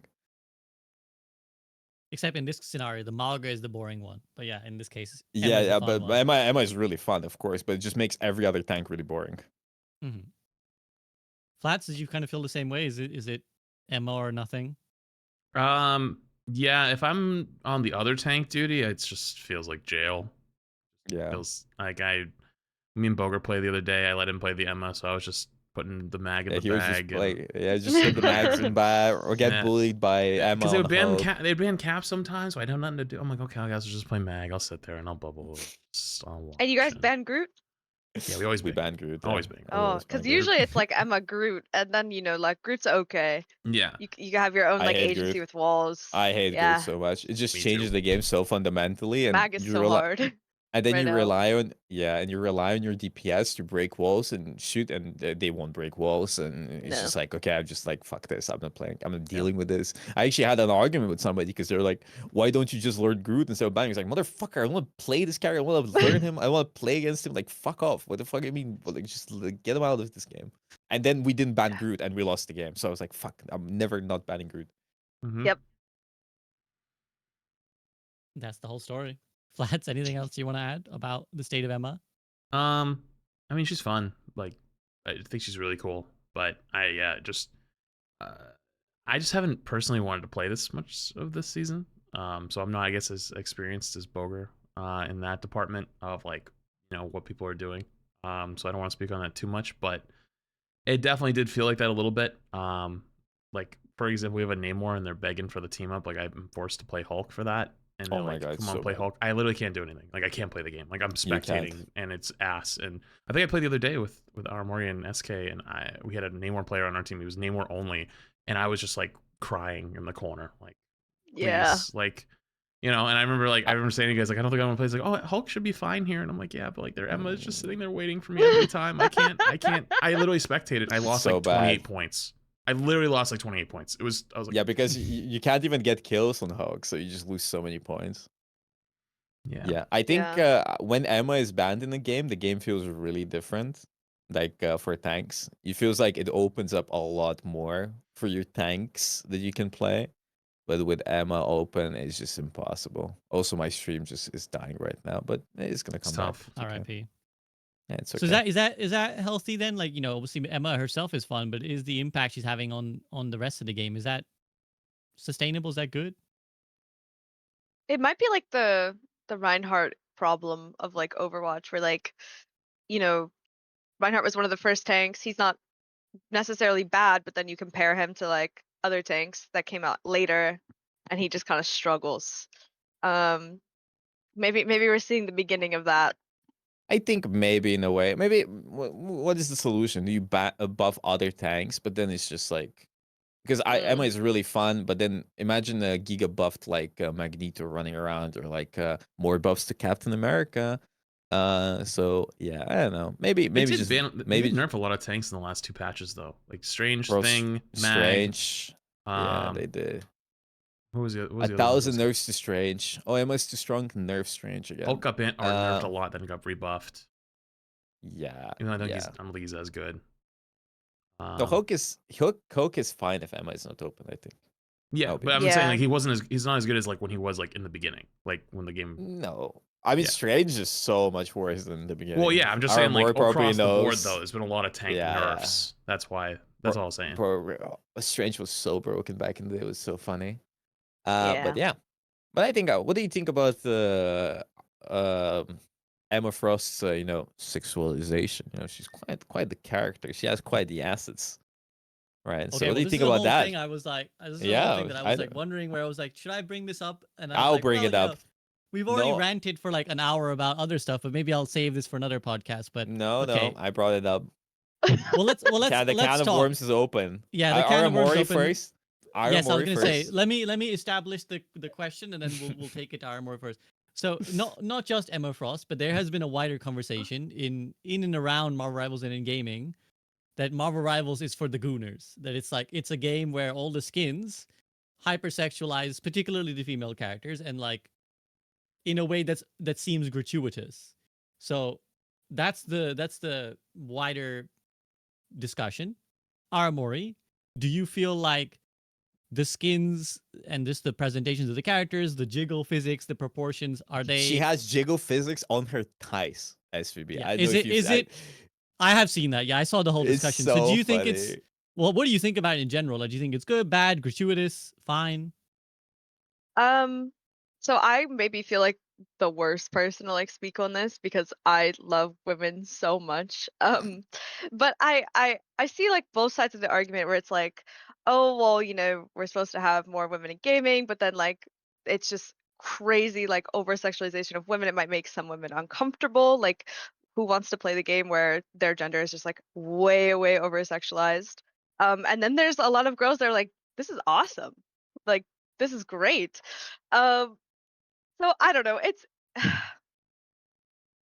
It's such like a weird conversation. I think what they can actually do, and the route that I would like them to take is, they tease like a swimsuit like skin like event coming up for like summer, I'm sure.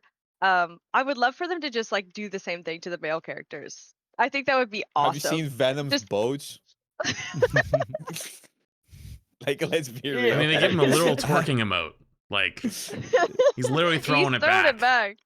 Yeah, but he's non-human, like if they did the same thing to like, I don't know, throw Bucky in a Speedo. I don't know. They could definitely do it to where it's like Type 1 if like, you buy Bucky in a Speedo skin.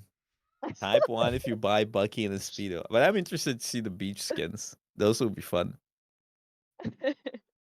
I mean, I am really interested to hear your thoughts. So it is complicated. I have a take as well, but I'm curious about your take, Armor, and then Flatzenberger as well. Somebody said like, imagine they give Venom a bathing suit skin and it just has him put on like bathing suit shorts. It's just like they add clothing to him.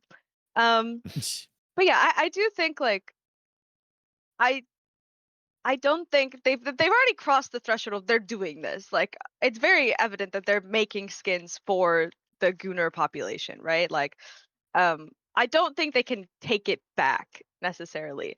I do think they can, like, just make it so it's everybody in the game has kind of like some frivolous skins. I think that's the direction that I would say like Final Fantasy went. Like, Final Fantasy 14. The cosmetic system, both male and female, is exactly the same for gear and such. So if there's like a skimpy outfit for the women, it's a skimpy outfit for the men as well. Like, and I think that's totally fine, right? Um, but I don't think there's a way to like necessarily take it back. I don't know if it's super healthy for women in gaming. I have no idea. But I'm a fan, so that's my thought process. That's fair. Flats, you want to go next? You want me to go next? What do you want to do? I don't know. Do you want me to go next? I mean, Are you I have scared? things I have things I know I want to say. So it's like, is there something you want to say? I think the term gooner just lost all meaning at this point. I think it's just That's true. it's gotten completely twisted to a term of like anyone who looks attractive. Like that's pretty much it. If you like, and I think it's spiraled out of control so much. And a lot of that I think is because like we are shifting very heavily as an entire society on a lot of things the last like couple of years.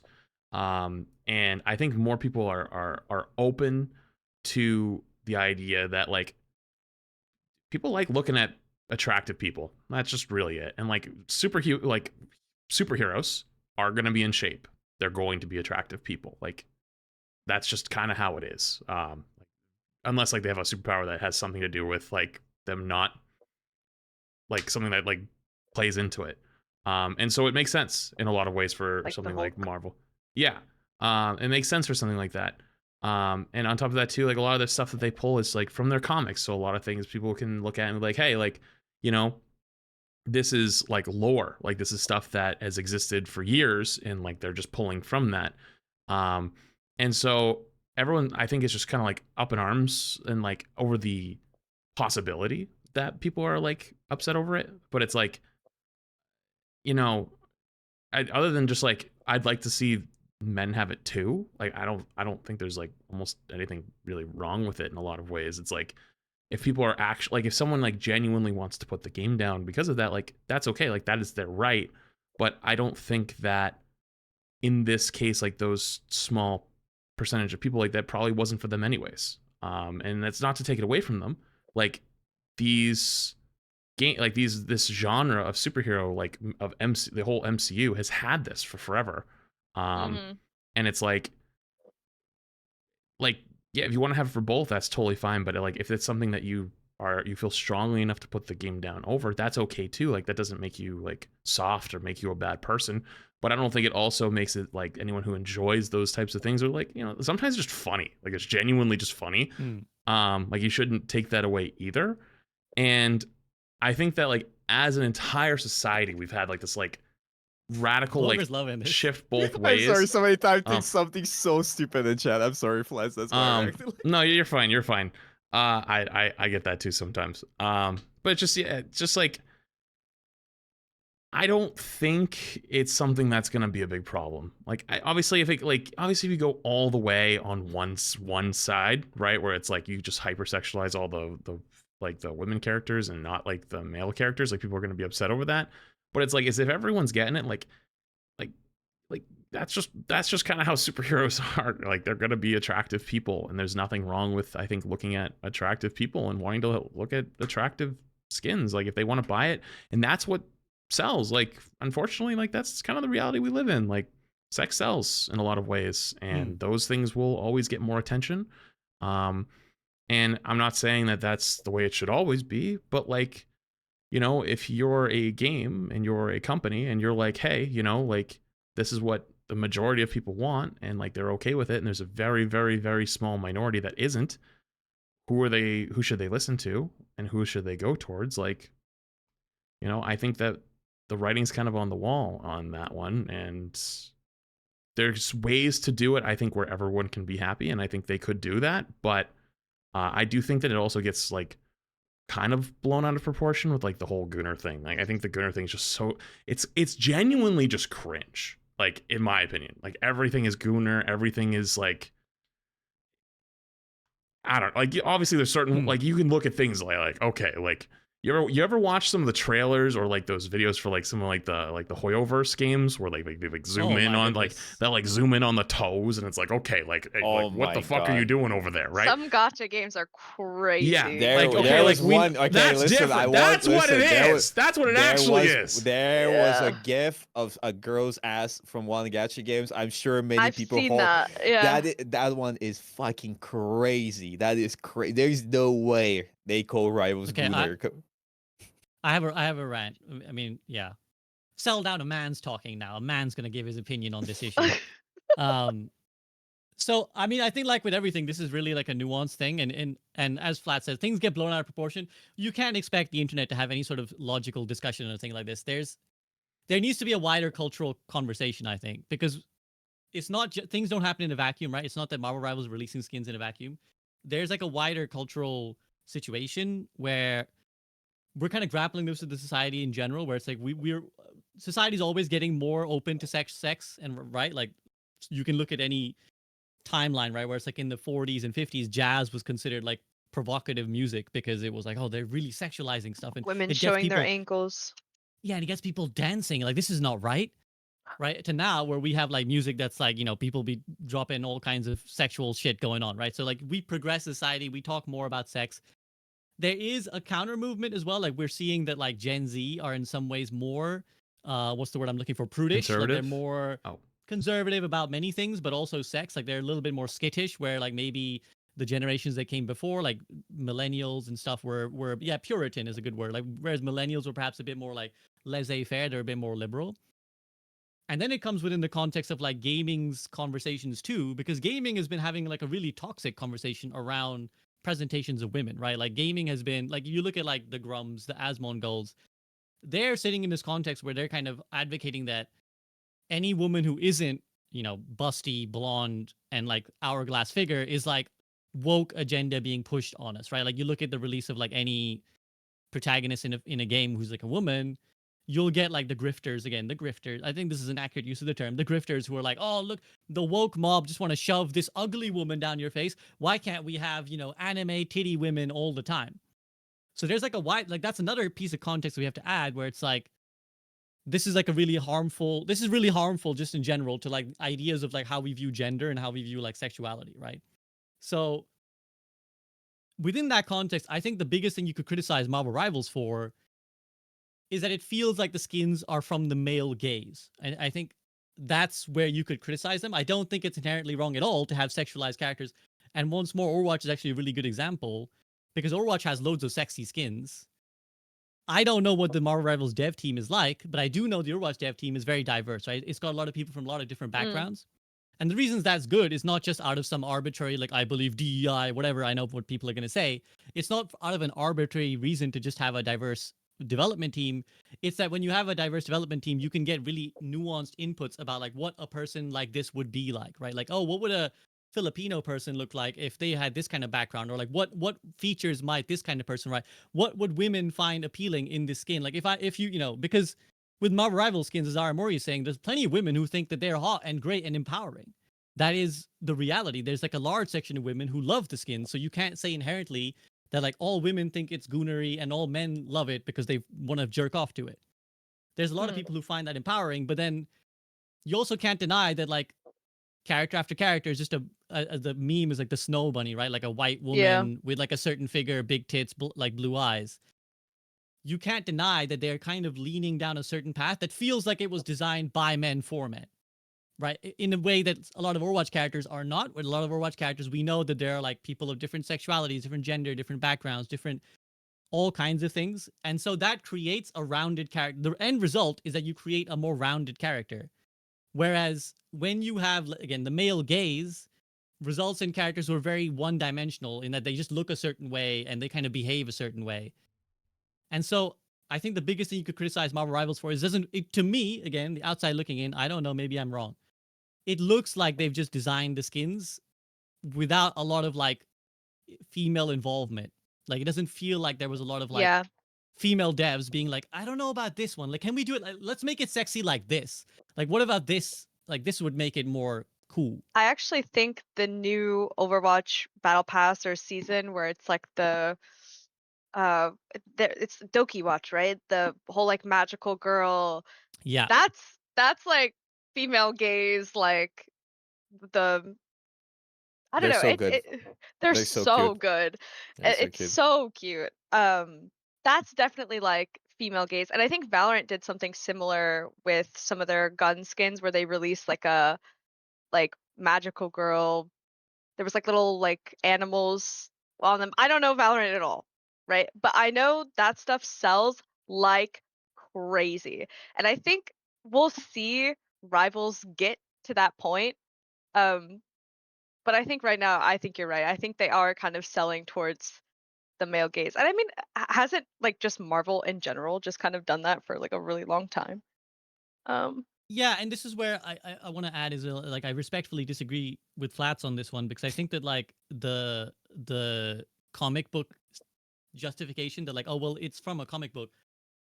I get that as an argument, but it's like, well, the comic books are like from the 60s and 70s. And it's like, of course, they're going to have some really reductive presentations of like anyone, right? Like women, people of color, or anyone, right? Like, so I don't really hold that up as an excuse because I think like they are making the game now. So like, well, how are you going to make the skins now? Like, if like you know, if you had a character in the 50s in a comic saying the N word, you wouldn't be like, well, I'm going to have him canonically say the N word now because that's what he was like in the lore. You adapt because you're making a game in 2025. So even if there was a skin that was like from Emma Frost that would look exactly like what they put in the game, you have to have that conversation again. I think as a developer, you have to have that conversation again. You'd be like, is this appropriate now though? Like, should we put it in now? We got away with it in the 70s, but what about now? That's just my opinion. Again, I'm very open to all you guys' feedback on this. I love Bulgar, you hot haven't chimed in women. a while. Yeah, I was gonna say. I love hot women. Give me more hot women skins, hot men skins. Put Rocket Raccoon in the Speedo. Fuck it. Let's get it. No, I understand your point. I agree. I think there's definitely more male gaze type of situation in Rivals, but it sells and people like it, and I think it's more into a casual, audience and people. It's a talking point too, right? And I think Emma is slightly with one of the skins a little bit too silly, but I that think skin might from have what been my background for the first like couple weeks she was out. It's all good. I I do think that Emma has always been like this girl boss bitch and slightly sexualized in the comics in the beginning, but I think it could be really bad, depending on who you sexualize. If it was, for example, Penny Parker, that would be really weird, right? But yeah, I think it's a little bit over the top. Maybe it's gonna mild. It will be a little bit less in the future. Maybe it's gonna be even more. Um, I don't know. I listen. I don't have strong opinions about it. I'll be honest with you. I think it just really depends on who you ask, right? I think there's definitely games that do it way better, and I think Overwatch, especially with the Doki skins, they're just fucking cool, right? So, um, and I also think there's games that do it way worse too, right? So, I don't know.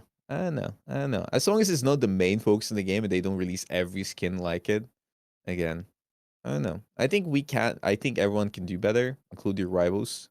But I don't know. I'll be honest with you. I like hot women. I'll be honest with you. That's my honest to God opinion. Hot I'm women, gonna hot man. I'm gonna bring up a Armory. point from chat because they did bring up a point that I have seen on Twitter a lot, which is there are so many blonde women with blue eyes, That's and true. it's That's true. so hard to differentiate them in Th- game. So, That is true. which I definitely get. There actually, I have been like, oh, get the like Sue on point, and it's actually just Emma, and I'm like, oh, that's awkward. In That Magult, is it's true. impossible. If they're all three of them are standing next to each other and you're trying to kill one of them, like if You it's can't, you Invisult that can't. just went off, like you're trying to kill the Invis to stop the ult, like, Yeah. which one? Even in like Yeah. their base skins, they all kind of have like the same color scheme going It on. is true, actually. Invisible Woman Cloak actually you just look the same, and Emma actually from a distance is always kind of hard Yeah. to. Yeah. So yeah, but maybe I don't know. It does feel like they keep doing the same design, but is it really like Marvel Rivals doing it, or were the characters always like this? I don't know, bro. I'll be honest. I don't fuck with Marvel much. I just fuck with Marvel Rivals. I'll be honest with you. I don't know what is the lore, so somebody else needs to correct me. But yeah, Well, again, they definitely changed the visual designs of these used. I've seen like a before and after of Rocket Raccoon, right? Where it's like the original Rocket Raccoon just looks like a fucking raccoon, which is like not a great That would be fun.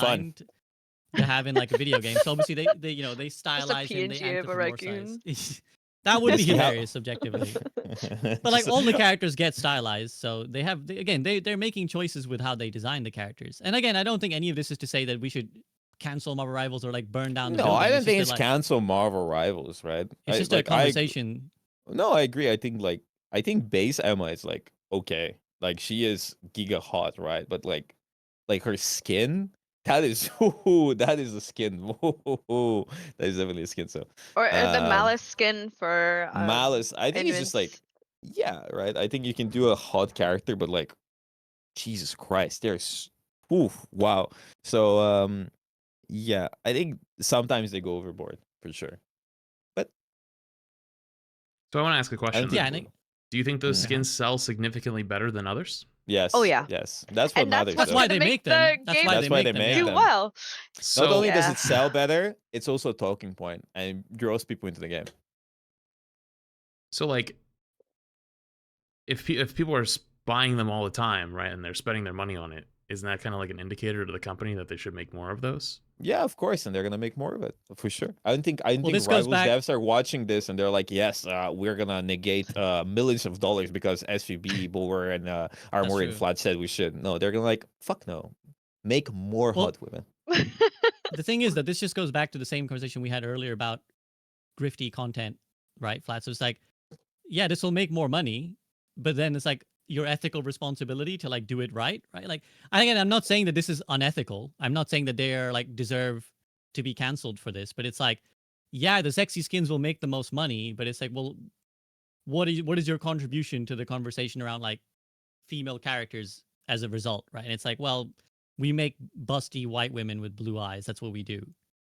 It's like the Hoyoverse Yeah. makes a lot of money too, right? They make a lot of money from their skins too by having, gratuitous shots of like their ass and like when you're like, like the trailers and stuff. So like, yeah, it'll make money, but that's neither here nor there. Right. Like, I mean, like going right into a third white woman with blue eyes, right? Like, okay, maybe We need a like fourth one. there's tons of people to I think choose so. from. Hopefully there'll be Four. like more that they choose. Like, you know what I mean? Like now that they're going to every month, there's going to be a new hero. So I'm sure that the roster is going to get expanded pretty quickly, right? But I mean, as long as like it's equal across the board, right? Like everyone's getting it. It's like they're going to chase whatever is going to give them the most money. And if people are voting with their wallets on that, it's like, I'm not saying it even should be that way, but if it keeps going that way and people that's what people enjoy and then that's what they want, it's like, well, what do you do, Yeah, and I fully expect the devs to get the money. Again, I don't think it's not a disaster to society, but it's a conversation. I mean, it's important to have these conversations. I think that just having the conversation is in of itself helpful. Not that necessarily everyone's going to listen to this podcast, but I think it keeps the conversation informed, or we're kind of at least keeping like, hey, can we at least think about this in the future? Like, just think about this. I'm not saying don't make sexy skins, but like, could we do it in different ways? So yeah, any Broger, you brought this up. Are you happy with the?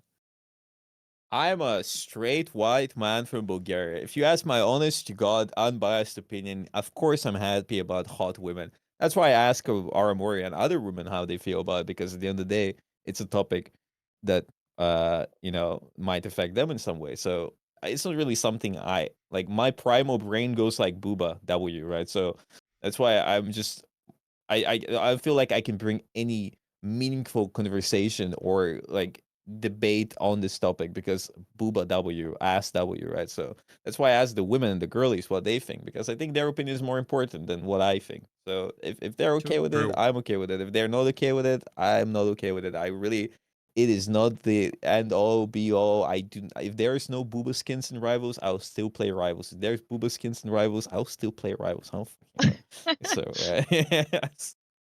Yeah, I think that gives Aramori the last word on this topic. Aramori.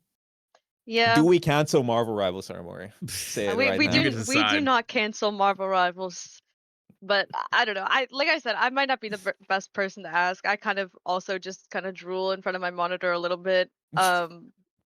But I do think like the next step for them is to just do it for the men too. I think people will love it. if they also gave men like the sexy skins. Bro, And I think they okay. have the perfect opportunity to do that with like Okay. summer swimsuit Can I be stuff. honest? The men are also hot in this game, extremely hot. I've talked to quite a few girlies, and they're like, "Holy shit! I want Yes! Venom. I want Strange. These guys Venom? are mine." Venom, Pause. Venom. Oh my god! Yeah. You know how many girlies want Venom? All of them, right? So yeah, I feel like if they, I think it would also sell really hard if they went the same route for some of the male characters. I agree. Exactly. Keep it horny. Keep Marvel Rivals horny. There's the Keep hashtag. gooning, guys. Hashtag goon. As Goon Flash put it. harder. Goon harder. I didn't say that. Keep gooning, guys. I do have a last put a point, picture of though. Flats and then just a goon harder underneath. That's the banner. Go ahead, ahead, Arlo. Go ahead. my last point is I would like to see more diversity and not just like the blonde, like Yeah, for sure. I blue-eyed agree. women. They definitely need to not make a hero like that for a while, please. No. Next hero, Ultron will be blonde and white with blue. Yeah. Yeah. Maybe not his default skin, but he has a skin that just turns him into a hot, blonde, blue-eyed woman. Yeah. Please. Please. Everybody gets to I've- see that. They like scrap the swimsuits. Everybody gets a blonde, blue-eyed woman skin now. That would be funny. Actually, really, really funny. I've seen people asking for, because Loki has like a female version of himself. I've seen people ask for like a female Loki skin and stuff. Yeah, they do that in Dota. They have like some gender swap skins where They like do. the voice, Those the would voice be acting and cool. stuff changes. Oh, I don't It's know if actually I really could do cool. that. Yeah, They why can not do hire another anything. voice actor and like just change? Like it would be really easy. Well, I They say can really do easy. anything. It's doable. It's doable. You just like sell it for change... $50, bro. Imagine. Legit though, legit. Like so, they're Yeah. in Dota. They're like called like Arcana, so they're like really rare. So like they're really sought after. So you just get like the gender swap, and people love it. People, any chance they get, they rock it. So I'm sure it would go hard in Marvel Rivals too, especially if it's like canonically, as you're saying with Loki. That would, and Captain America like is like a title, right? So technically, like anyone could be Captain America. So yeah, why not have some swapped versions? Ooh, interesting. Cool. Okay, any other thoughts on this topic before we move on? Okay, Boger, you happy now? We broached that topic. You're happy now? I love it.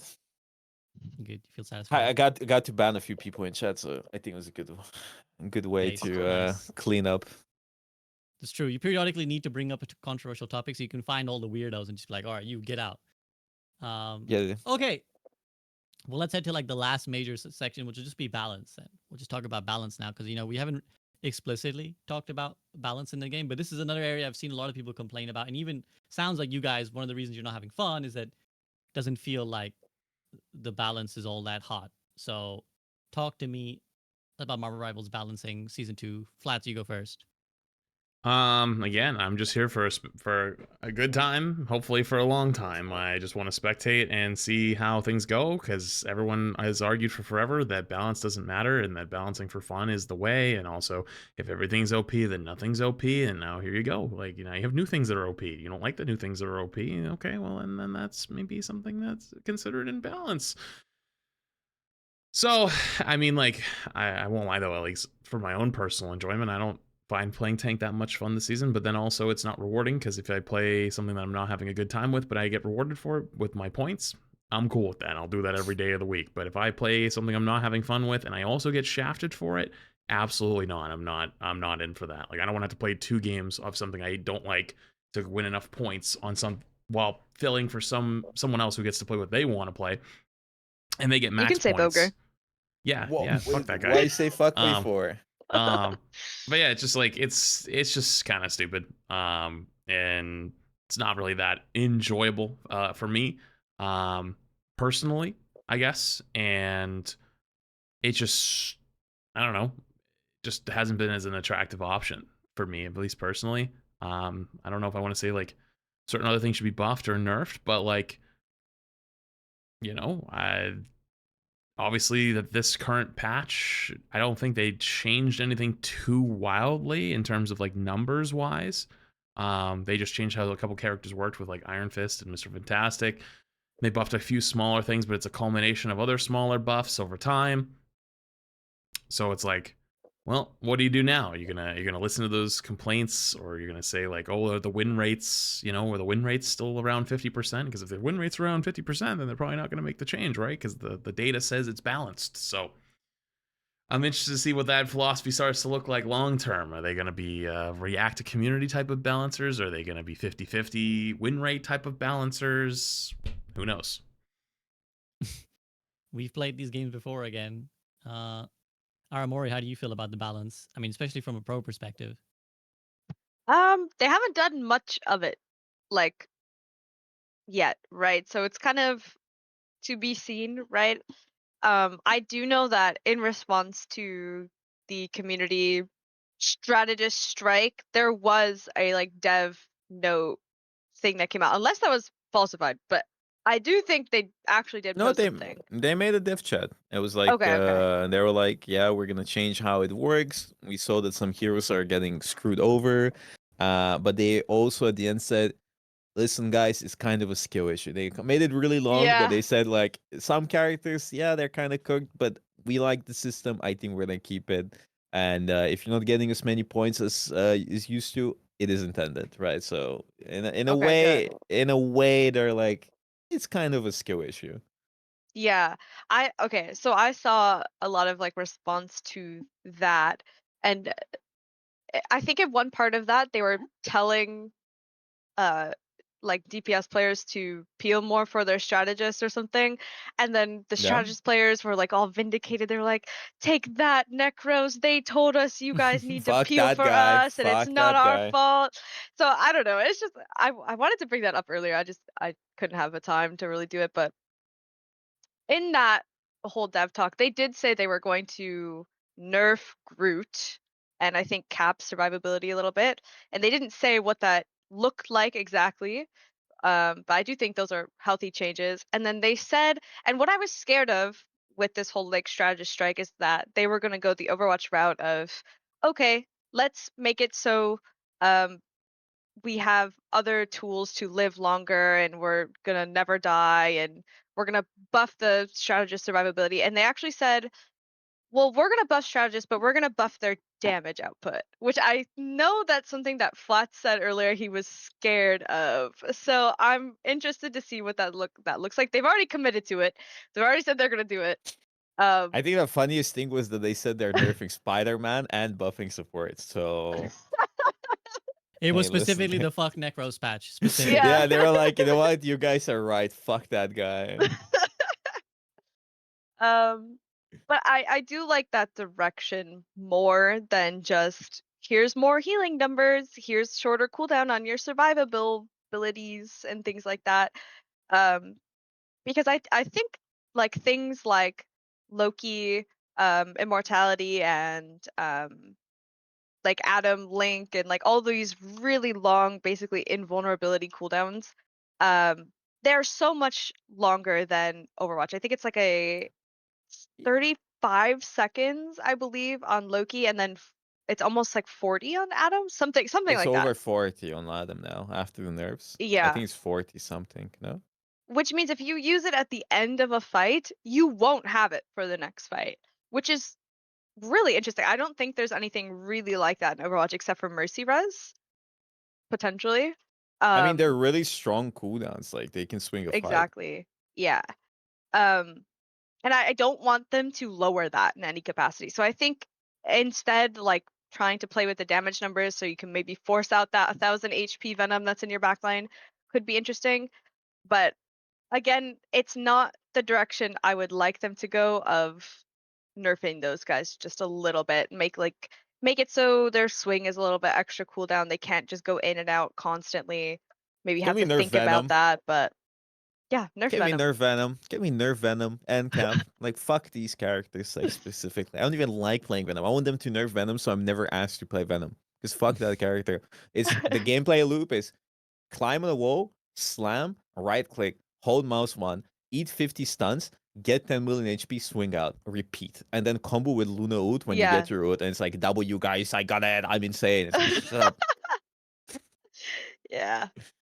I don't think it's hard to play Venom. Like I think It's it's not. pretty easy to just go in and slam, but the uh time and skill it takes to force him out is too much for It takes no the skill. little You need amount of 50 skill. people shooting him. He's like a tank, bro. I mean, the actual tank, not a character tank, like an actual tank. He's like, he takes so much because he gets so much HP, and then you ult, and then you get 50 more thousand HP, and it's like, Yeah. oh my god. Yeah. I want those Mm. characters nerfed. Do you Can we think nerf that Strange as well? Might as well. Just nerf Strange. while we're at it, just throw in he's the new Genji now, like the Yeah, nerf just nerf him Genji. again. I was gonna say like maybe this is a good segue into concluding thoughts as well, but like you said Flats earlier that like people are starting to have the role queue conversation again. Is that gonna come up in Marvel Rivals now with all of this like It know, already we has need- started. No. Mm-hmm. And we had one, then it died down because I remember even you, Boger, were like, "Oh, we need role queue," and then everyone's like, I was "Actually, like, no, I was young and I was stupid. I changed my opinion quickly. Okay, that's the thing. I changed exactly." my So opinion. that's what I'm So, saying. We had a. I'm not trying to say that that's like a gotcha. I'm just saying we had that brief moment where people were like, "Do we need a role queue?" And then actually even you were like, "No, actually, let's go open queue." I've sort of thought about it, yeah. open queue, but now we're like maybe going back to like, oh, should we have a role queue?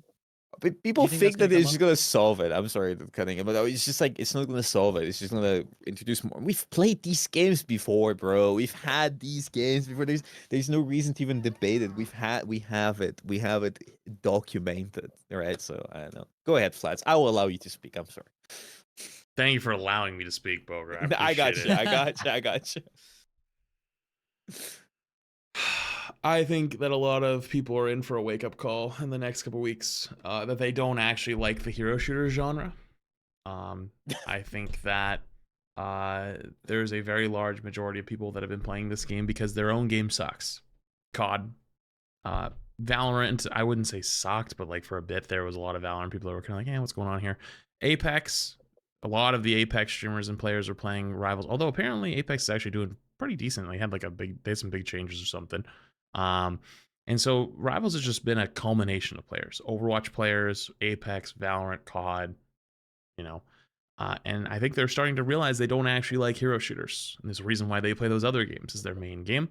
And they're going to be hit with that wake up call, and they're starting to get hit with that wake up call right now. And it's unfortunate, it really is.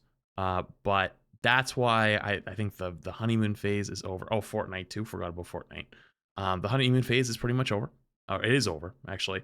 And it doesn't matter what this balance happens, because I've been streaming on YouTube and Twitch this entire time, and when we started talking about balance, I saw a few people that are like, this game's already ruined by pro players. They're listening to pro players for balance. And I'm like, damn, dude, no matter what actually gets said, they're going to probably think that. Which is why I want them to go like full casual, as casual as they can.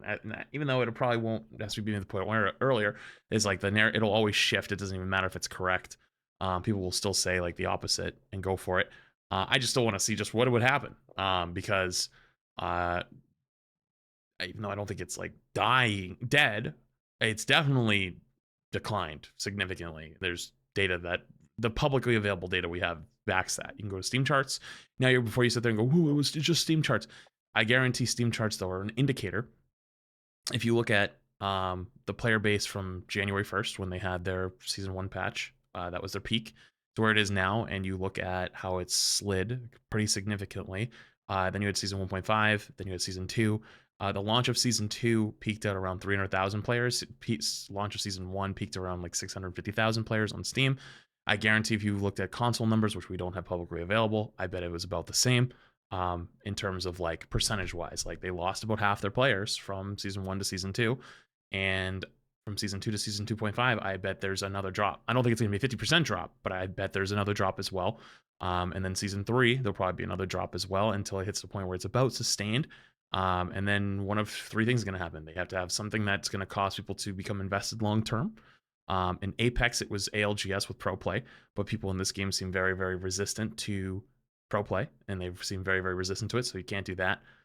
So it's like, what are they going to do to keep people's attention long term, other than just like having them come back at the beginning of the season to come play a new hero for a week or 2? And I think that's the reason why they actually they're changing their system to that, is the monthly system. And they're like, and you know, we all just I talked was like, oh, it's gonna be balancing nightmare. It's gonna be a mess. Well, they probably have a bunch of heroes they've been sitting on and like working on, and they're just gonna speed up the timeline because they need to just pump that and juice it as hard as they can, because it's better to juice really hard when you have 200,000 average players daily than when you'll have 100 or 50,000 or less. And they're going to try to maximize and make as much money as possible, which is why you see all the stuff that we see. And they're going to go as hard as they can and burn that candle at both ends, because I think that there's some executive on the Rivals NetEase side that saw the writing on the wall. For those who don't know, Rivals was not popular in Korea and not nearly as popular in China as it was in the West, in Europe, and in the United States. When we went to Spotlight, Bulger was there. There was Korean streamers who came up to speak with us. Oh and, my like, god, knew it who was we so were. funny. They were. We asked. I'm sorry. No, for you cutting know off. what? You I- tell them. You tell them. No, I don't want to say it. You tell them. I just, it was really funny because I just approached there and we were talking about it. And then I think somebody mentioned Marvel Rivals and they said, Marvel Rivals, you play that game? It was like a complete shock because we were like, wait, you don't play Marvel Rivals? Like, no, we don't play Marvel For Rivals. And it's like, context, this was wait, early February, by the way. yes, it was so surreal. So like, it was crazy. What did they say about it? Did they say anything about anything after that? I don't remember because I was drunk. No, I was joking. I wasn't drunk, but I remember exactly what And we're you talking cut him about. off to tell the story? No, I didn't want to. I was just reacting to the like situation because I was also off guard, like caught so off guard in that moment. Because to me and to us, Marvel Rivals was so popular Right. that I couldn't believe that they themselves didn't like. They couldn't believe that we played Rivals. It was such like They wait, you asked guys us, is play it that game? actually as big as you guys are making it out to Yeah, be? they didn't believe that we played the game, and to me it was such a shock, right? So that's why I want to cut in because to me as well, I really want to amplify that it was genuinely quite surprising that they didn't care about the game at all. Yeah. Mm. And they straight up were like, hey, like, are you guys just joking? Like, is it actually a big deal over there? Because here it's didn't even make a dent. Like, nobody cared. Like, it came out and everyone, okay, cool. We kept playing like what they played. It didn't make its way into like PC cafes, PC bangs. It's not like a big deal. They just couldn't have cared less. Same thing apparently in China as well. And actually, China Overwatch re-released in China recently, so Yeah. they don't have their competition there. So like they could have had it, so their competition wasn't there, but they're back. And so I think that it's very heavily leaning on that Western audience to support it and to carry it. And the thing is, if I've learned anything, this is gonna suck to say out loud, but Westerners are babies about this stuff, about gaming. I'll give you an example. Back in Overwatch, Korean players were very confused about patches and about balance because we would have certain things like nerf Mauga or nerf Orisa or whatever because they would just be dominating our ladder. And they would be like, why the fuck are you guys balanced? Like, why the fuck did Orisa get a nerf? Like, that character's not even good. Or like Mauga got a nerf. It's like, why the fuck are they balancing that? Like, there's nothing there. What are you guys talking about? And they actually sort of believed that you didn't even need those balance patches. Like, they'll figure it out. Like, it'd be fine. Like, if anything, they balance too often. And whenever I spoke to any Korean players or people who played Overwatch in Korea, they were very confused all the time and were like, you guys react so hard. Like, you guys like shift really, really like quickly. And like a lot of that sentiment was not shared among them. And so if they're going to lean really hard on that Western audience, they're probably going to learn very quickly that the Western audiences also react very hard and very quickly, and they will move on very quickly as well. So I think that's why they're trying their best to lean into that. And I don't think that patch, that post they put out is a mistake. I think that was very calculated to say we're going to buff all supports and we're nerfing Spider-Man. I think that was a read of the community and what was happening. That might be cynical, but I don't think they're dumb. I think they're very smart. I think they keep an eye on the way things are going, and I think that was a cold, calculated move by them. And I wonder if that'll continue in the future. Armor, did you have something to add? Yeah, I mean, it's kind of surreal, but I was on TikTok after those patch notes hit, and it genuinely was like a wave of like, we won, we beat Necros, like, and it was like multiple TikToks of actual people like in their gaming rooms, like 100,000 likes, like we beat Necros. Crazy to think I about, love the right? idea Like, that Necros is the major villain of the Marvel Cinematic Universe in the Rivals yeah, tier. Like He's gonna and be the Boger villain the next sometimes battle mentioned you. pass. He's the next battle pass villain. Go ahead, Armor. Yeah. Finish your thought. I mean, that's pretty much it. I totally agree with Flats. It is bizarre though, and it does make me worry about the future of the game that like Korea and China are not on board, right? And I know there are teams in Korea and a team in China that have come from Overwatch, right? So we know them and they play and they compete, but it does make me like fear for at least like the pro scene, right? I don't know. I feel No, like you're right. Okay. Korea is a very important market to have, and not having it is kind of scary. No, you're right. I think the most successful, if you want to be successful as an esport, you need like a global audience because just having a Western audience is never enough. I just going off of other games. So you're very right in that it is particularly for the esport. Like maybe as a game you can still be very profitable because Hmm. there's a lot of money in North America and Western Europe. But I think like from a purely the hype around like an esport, you kind of want a global audience. So yeah, and you have to remember that Marvel as a franchise is like so American centric, right? It's like that. There's like, have you ever seen that little map of like where superheroes are from, and it's like New York is like this like one little section of New Yeah, York where it's like 80 heroes all live in this little vicinity where there's just like there's Spider-Man here, like so Daredevil's over safe. here, this guy's over here. Like it's so many come from that area that it's like understandable why it doesn't have necessarily the same global pull. And like Overwatch by comparison obviously was never like, even though it's by a Western developer, it was never like set in America per se, right? It was never like centered around America. So like stuff happened around Right. the world, so it's a bit more relatable in that way. And this is just like a random thought, but um Diva was kind of like an icon in Korea Mm. when like for like women's rights and things like with the release of Overwatch. So maybe that helped. I'm not sure, but it's just kind of interesting that we just don't have any impact in that way at all. Um yeah. Yeah. Anyways. No, it's a very interesting thing. I'm sure the devs are thinking about it, and that's probably why, as Flat said, they're probably like, "Look, guys, we're not going to win over the Asian audience. Let's just hard lean into what Western Europe and North America want," which I think is a Mm. sound business strategy. Like that's probably true. Okay, any more thoughts on this front before we head to like concluding thoughts, gamers? Flats, Boger, anything else you want to add on this topic? Nah, bro. I agree with what Flat said, even if I cut him off. But I just completely forgot that interaction. It was completely deleted from my head. So the moment I heard it was like a button, like it just flooded in my brain. I was like, holy fuck, that actually happened. I forgot completely. But it's just so surreal. I wonder why it's not that popular. Maybe just because Marvel isn't that popular in Korea and China. I think it's popular in China. Either way, we can It think is about it all. popular in China, I think. I don't know. It's an interesting thing because in the West it's so popular, but it's just not popular Well, over there. I think where it is, again, I can't speak for Korea and China. I can give you a little bit of insight from India because obviously, being Indian, I still keep in touch with like what's going on. The films are popular, but they're not a culture in the same way that they are Mm. like a cultural cornerstone in like the Western world, right? Where it's like when Marvel started becoming big, you suddenly seeing like like in the Big Bang Theory, like you're getting jokes about like Marvel heroes, and you're getting like pop culture discussions around Yeah. these things, and like people want to start identifying as like Marvel nerds, right? Like people are like, I'm a Marvel guy, and like you wear like a Marvel T-shirt.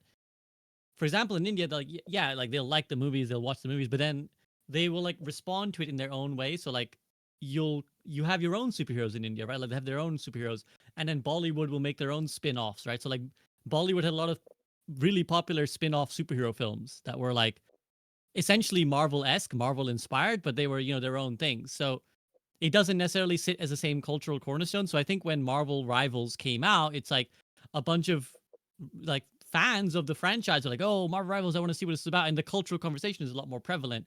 Whereas I don't think, awesome cat tax. Thank you for paying the cat tax. We approve. Um, I don't. Yeah, I don't think it has the same cultural impact. Again, I can't speak for like China and Korea, but that would be my guess. Boger. Maybe it's because the game runs like shit. That's also a possibility, Can we? especially for a Because PC Bang audience. I mean, somebody in chat said it's a long time viewer. They were like, it's purely because the game just doesn't run well on PC banks and stuff. Because That's like yeah. it's just gonna run like shit. You can't just put a run. Okay, Slide Overwatch Glaze. That game is so optimized. It's insane. Yeah. Like just playing some Overwatch recently, 300, 400 FPS on max graphics, it's crazy, right? So in Rivals, impossible. I get 200, sometimes it dips below 140 when something happens, right? So I just can't imagine that people are gonna invest into crazy PCs just to run Marvel Rivals. It's just crazy cost, and people are not gonna even play the game. So I think also like India and like the Balkans and like maybe South America, we don't really have that much money, right? So um like I've talked to Toniki, he said South America doesn't really fuck with Marvel Rivals, right? So his audience doesn't really transition that well. But with Overwatch, especially since it's free to play, the game runs on everything. It actually just runs so Mhm. well and looks so well and everything. It just pulls people in. One of the few reasons why Overwatch didn't pop off in the beginning here was because it cost $60, and that's a lot of money. But now I've seen more and more people play it because free to play and runs on everything. So maybe there's like even if it's free to play, you need to pay to actually play in the terms of that you need an actual good PC or something decent to have decent FPS. So maybe in that sense, that is one of the reasons why the game isn't popping off in these regions. Yeah. Yeah, these are all relevant factors. I think they all contribute, right? Like all these things, like PC Bang, price points, running, like all these things are, and even like you said like I think was it Flats who said about like the culture, right? Like maybe Western gamers are a bit more baby, like Korean players, like the culture of gaming is so much different, like so much more hardcore there that like you kind of Yeah. maybe they were like, fuck this is like a casual game, like we want a hardcore game, like there are all these factors that contribute. Okay, anything else more before we head to concluding thoughts, gamers? No? All right, then. Let's get your concluding thoughts, as we always do. What do you want to see from the rest of, let's say, season 2? This is the season 2 debate. What do you want to see in the rest of season 2 that will make you personally happy? And yes, Boger, I know it's going to be the death of Necros and hot women, but anything else you want to add? Yes. Anything else you want Me, to add? I want more Strange nerfs, more Iron Fist buffs. I'm joking. Slightly buff Strange, slightly nerf Emma, nerf Iron Fist, nerf the human vape, nerf Groot, which is happening. I just nerf the annoying character slightly. Uh, nerf Emma slightly because I want up to play other tanks as well. Because I'm kind of like Emma is really fun, but I will get bored, right? Maybe bring back one kneecap for Strange. I think that would be good. I really hate the system. I hate performance-based RR game. I think it's stupid. It's a team-based game. I think it's inherently egoistical to believe that one player deserves way more points than everybody else. So I just genuinely just disagree with that system because uh like the reason why DPS popping off is because of the supports and the tanks and maybe the other DPS. Like the game is never winnable in a 5v6 situation, right? It's very important to have every part. And sometimes somebody gets fucked in the ass, and that's why you're winning the game. I don't think that person getting fucked in the ass deserves to win less points than everyone else. At least I don't think it should be such a big disparity. I think the people that are popping off might get a few more points and lose a little less, but you shouldn't lose 8 points. It's ridiculous. Yeah, And you that's kind of shouldn't insane. lose 28 points. It's also insane, right? Or win 28 points or like whatever. The disparity is too long. So yeah, maybe swap things around slightly there. That would be great. And yeah. Oh wait. That's fair. Custom Yeah. games are dog shit in this game. Actually horrendous.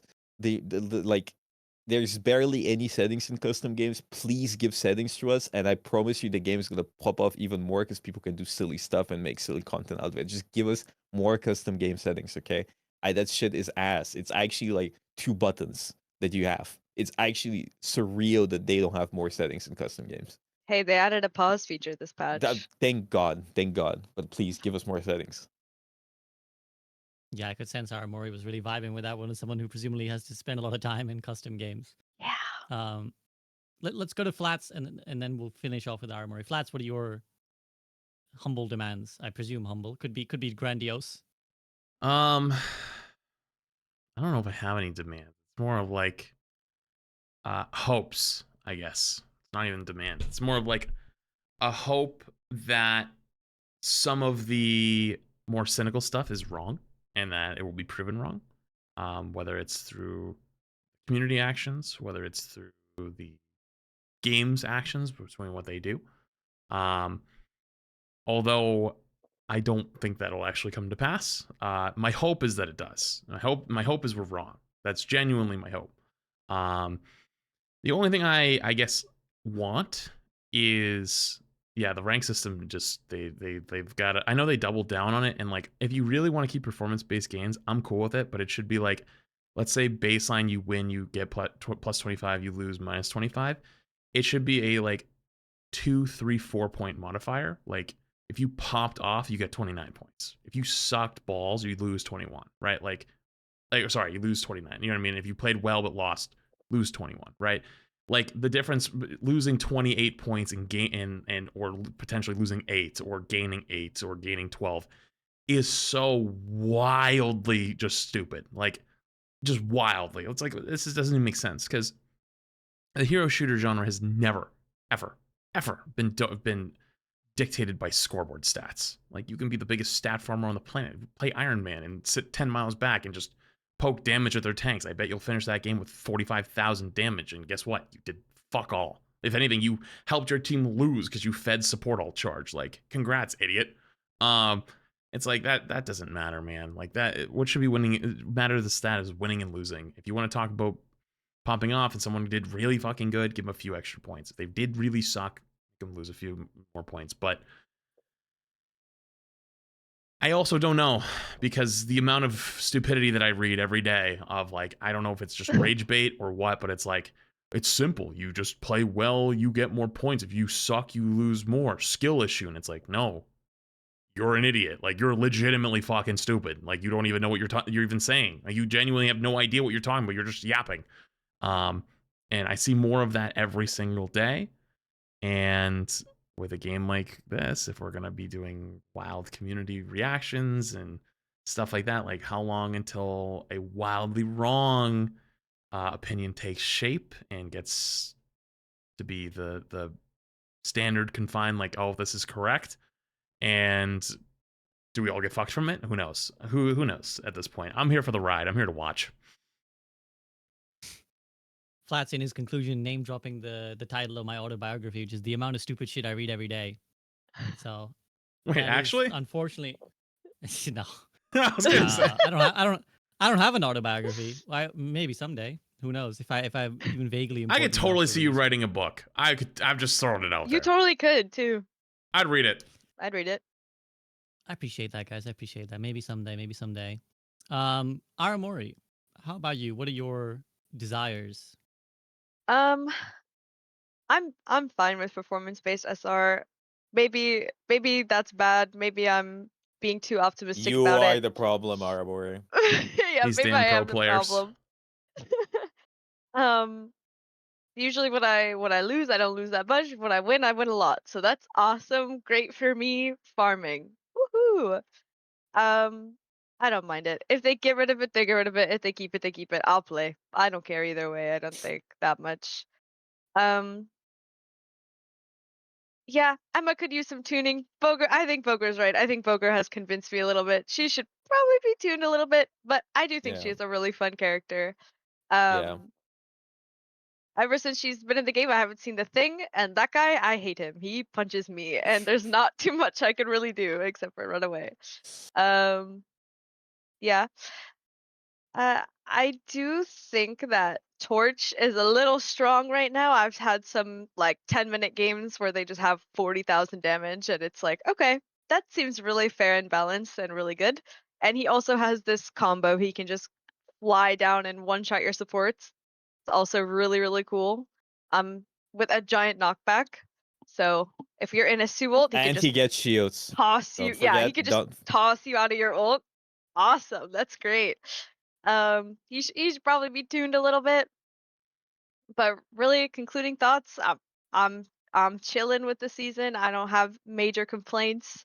Um, Necros was right. Hashtag Necros was right. Oh, I'm taking the stance. drama. I wasn't here. The sea of support. No, I think the devs will probably end up doing. I don't know. They'll do a change. It'll either be bad or good, and I'll keep playing either way. And then go ahead.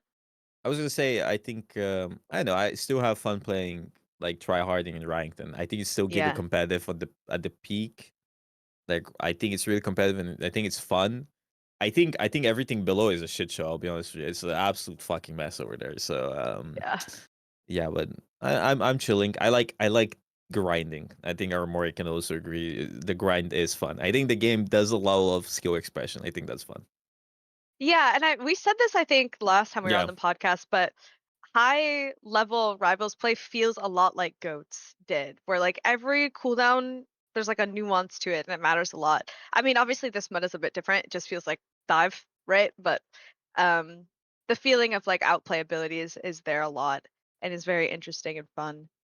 But yeah, to kind of summarize, Booba's good. Let's make sexy skins for Yeah. everybody. And I'll be happy. Crotch skins. Let's go right now. Balls out. Name more balls out. Balls out. Yeah. Balls Aramori. out is Balls out insane. for Aramori. Balls for out. Aramori. Balls out. Aramori. Wait, no. Balls out That- for Aramori. that and might be flats- insane. Flats, Goon Harder. This is the nothing else you should take away from this podcast. It's balls out for Aramori and Goon Harder with a picture of flats. There you go. Boger, do you want a catchphrase? Do you want a slogan? If you guys choose one, yeah. I'm sure he says, "I love grinding." That's Boger's. I love Boger's- Yeah. grinding. I I love love grinding. grinding. Keep Boger's catchphrase. grinding. Keep grind harder. Goon Harder and grind harder. You two can duo. Can we have like this pose where I'm like this and then like, You're, like, you're really serious. Like you're really like this is sunglasses and flats is like really silly. He's like, "Goon Harder, I mean, guys." I don't think they can take both of us in the same picture because Flats just towers over me. So I it's gonna be really. It's like funny they need, like, picture. Two Bogers stacked in a trench coat. Yeah, I to, think like, two sit on the bogers side. is like maybe two bogers can maybe reach Flats height. Maybe. Okay, well there you go. That's something for you guys to do. If you ever have like another creator spotlight, make sure you find another person to put underneath Boger, put Boger on top of the trench coat, and see what that looks like. Okay, gamers, anything else you want to say before I let you get going? No, I'm chilling. No? Okay, well thank you very much to Boger, Flats, and Aramori as always for their time Thank and you, company. Appreciate you SVB. guys very much. Much love.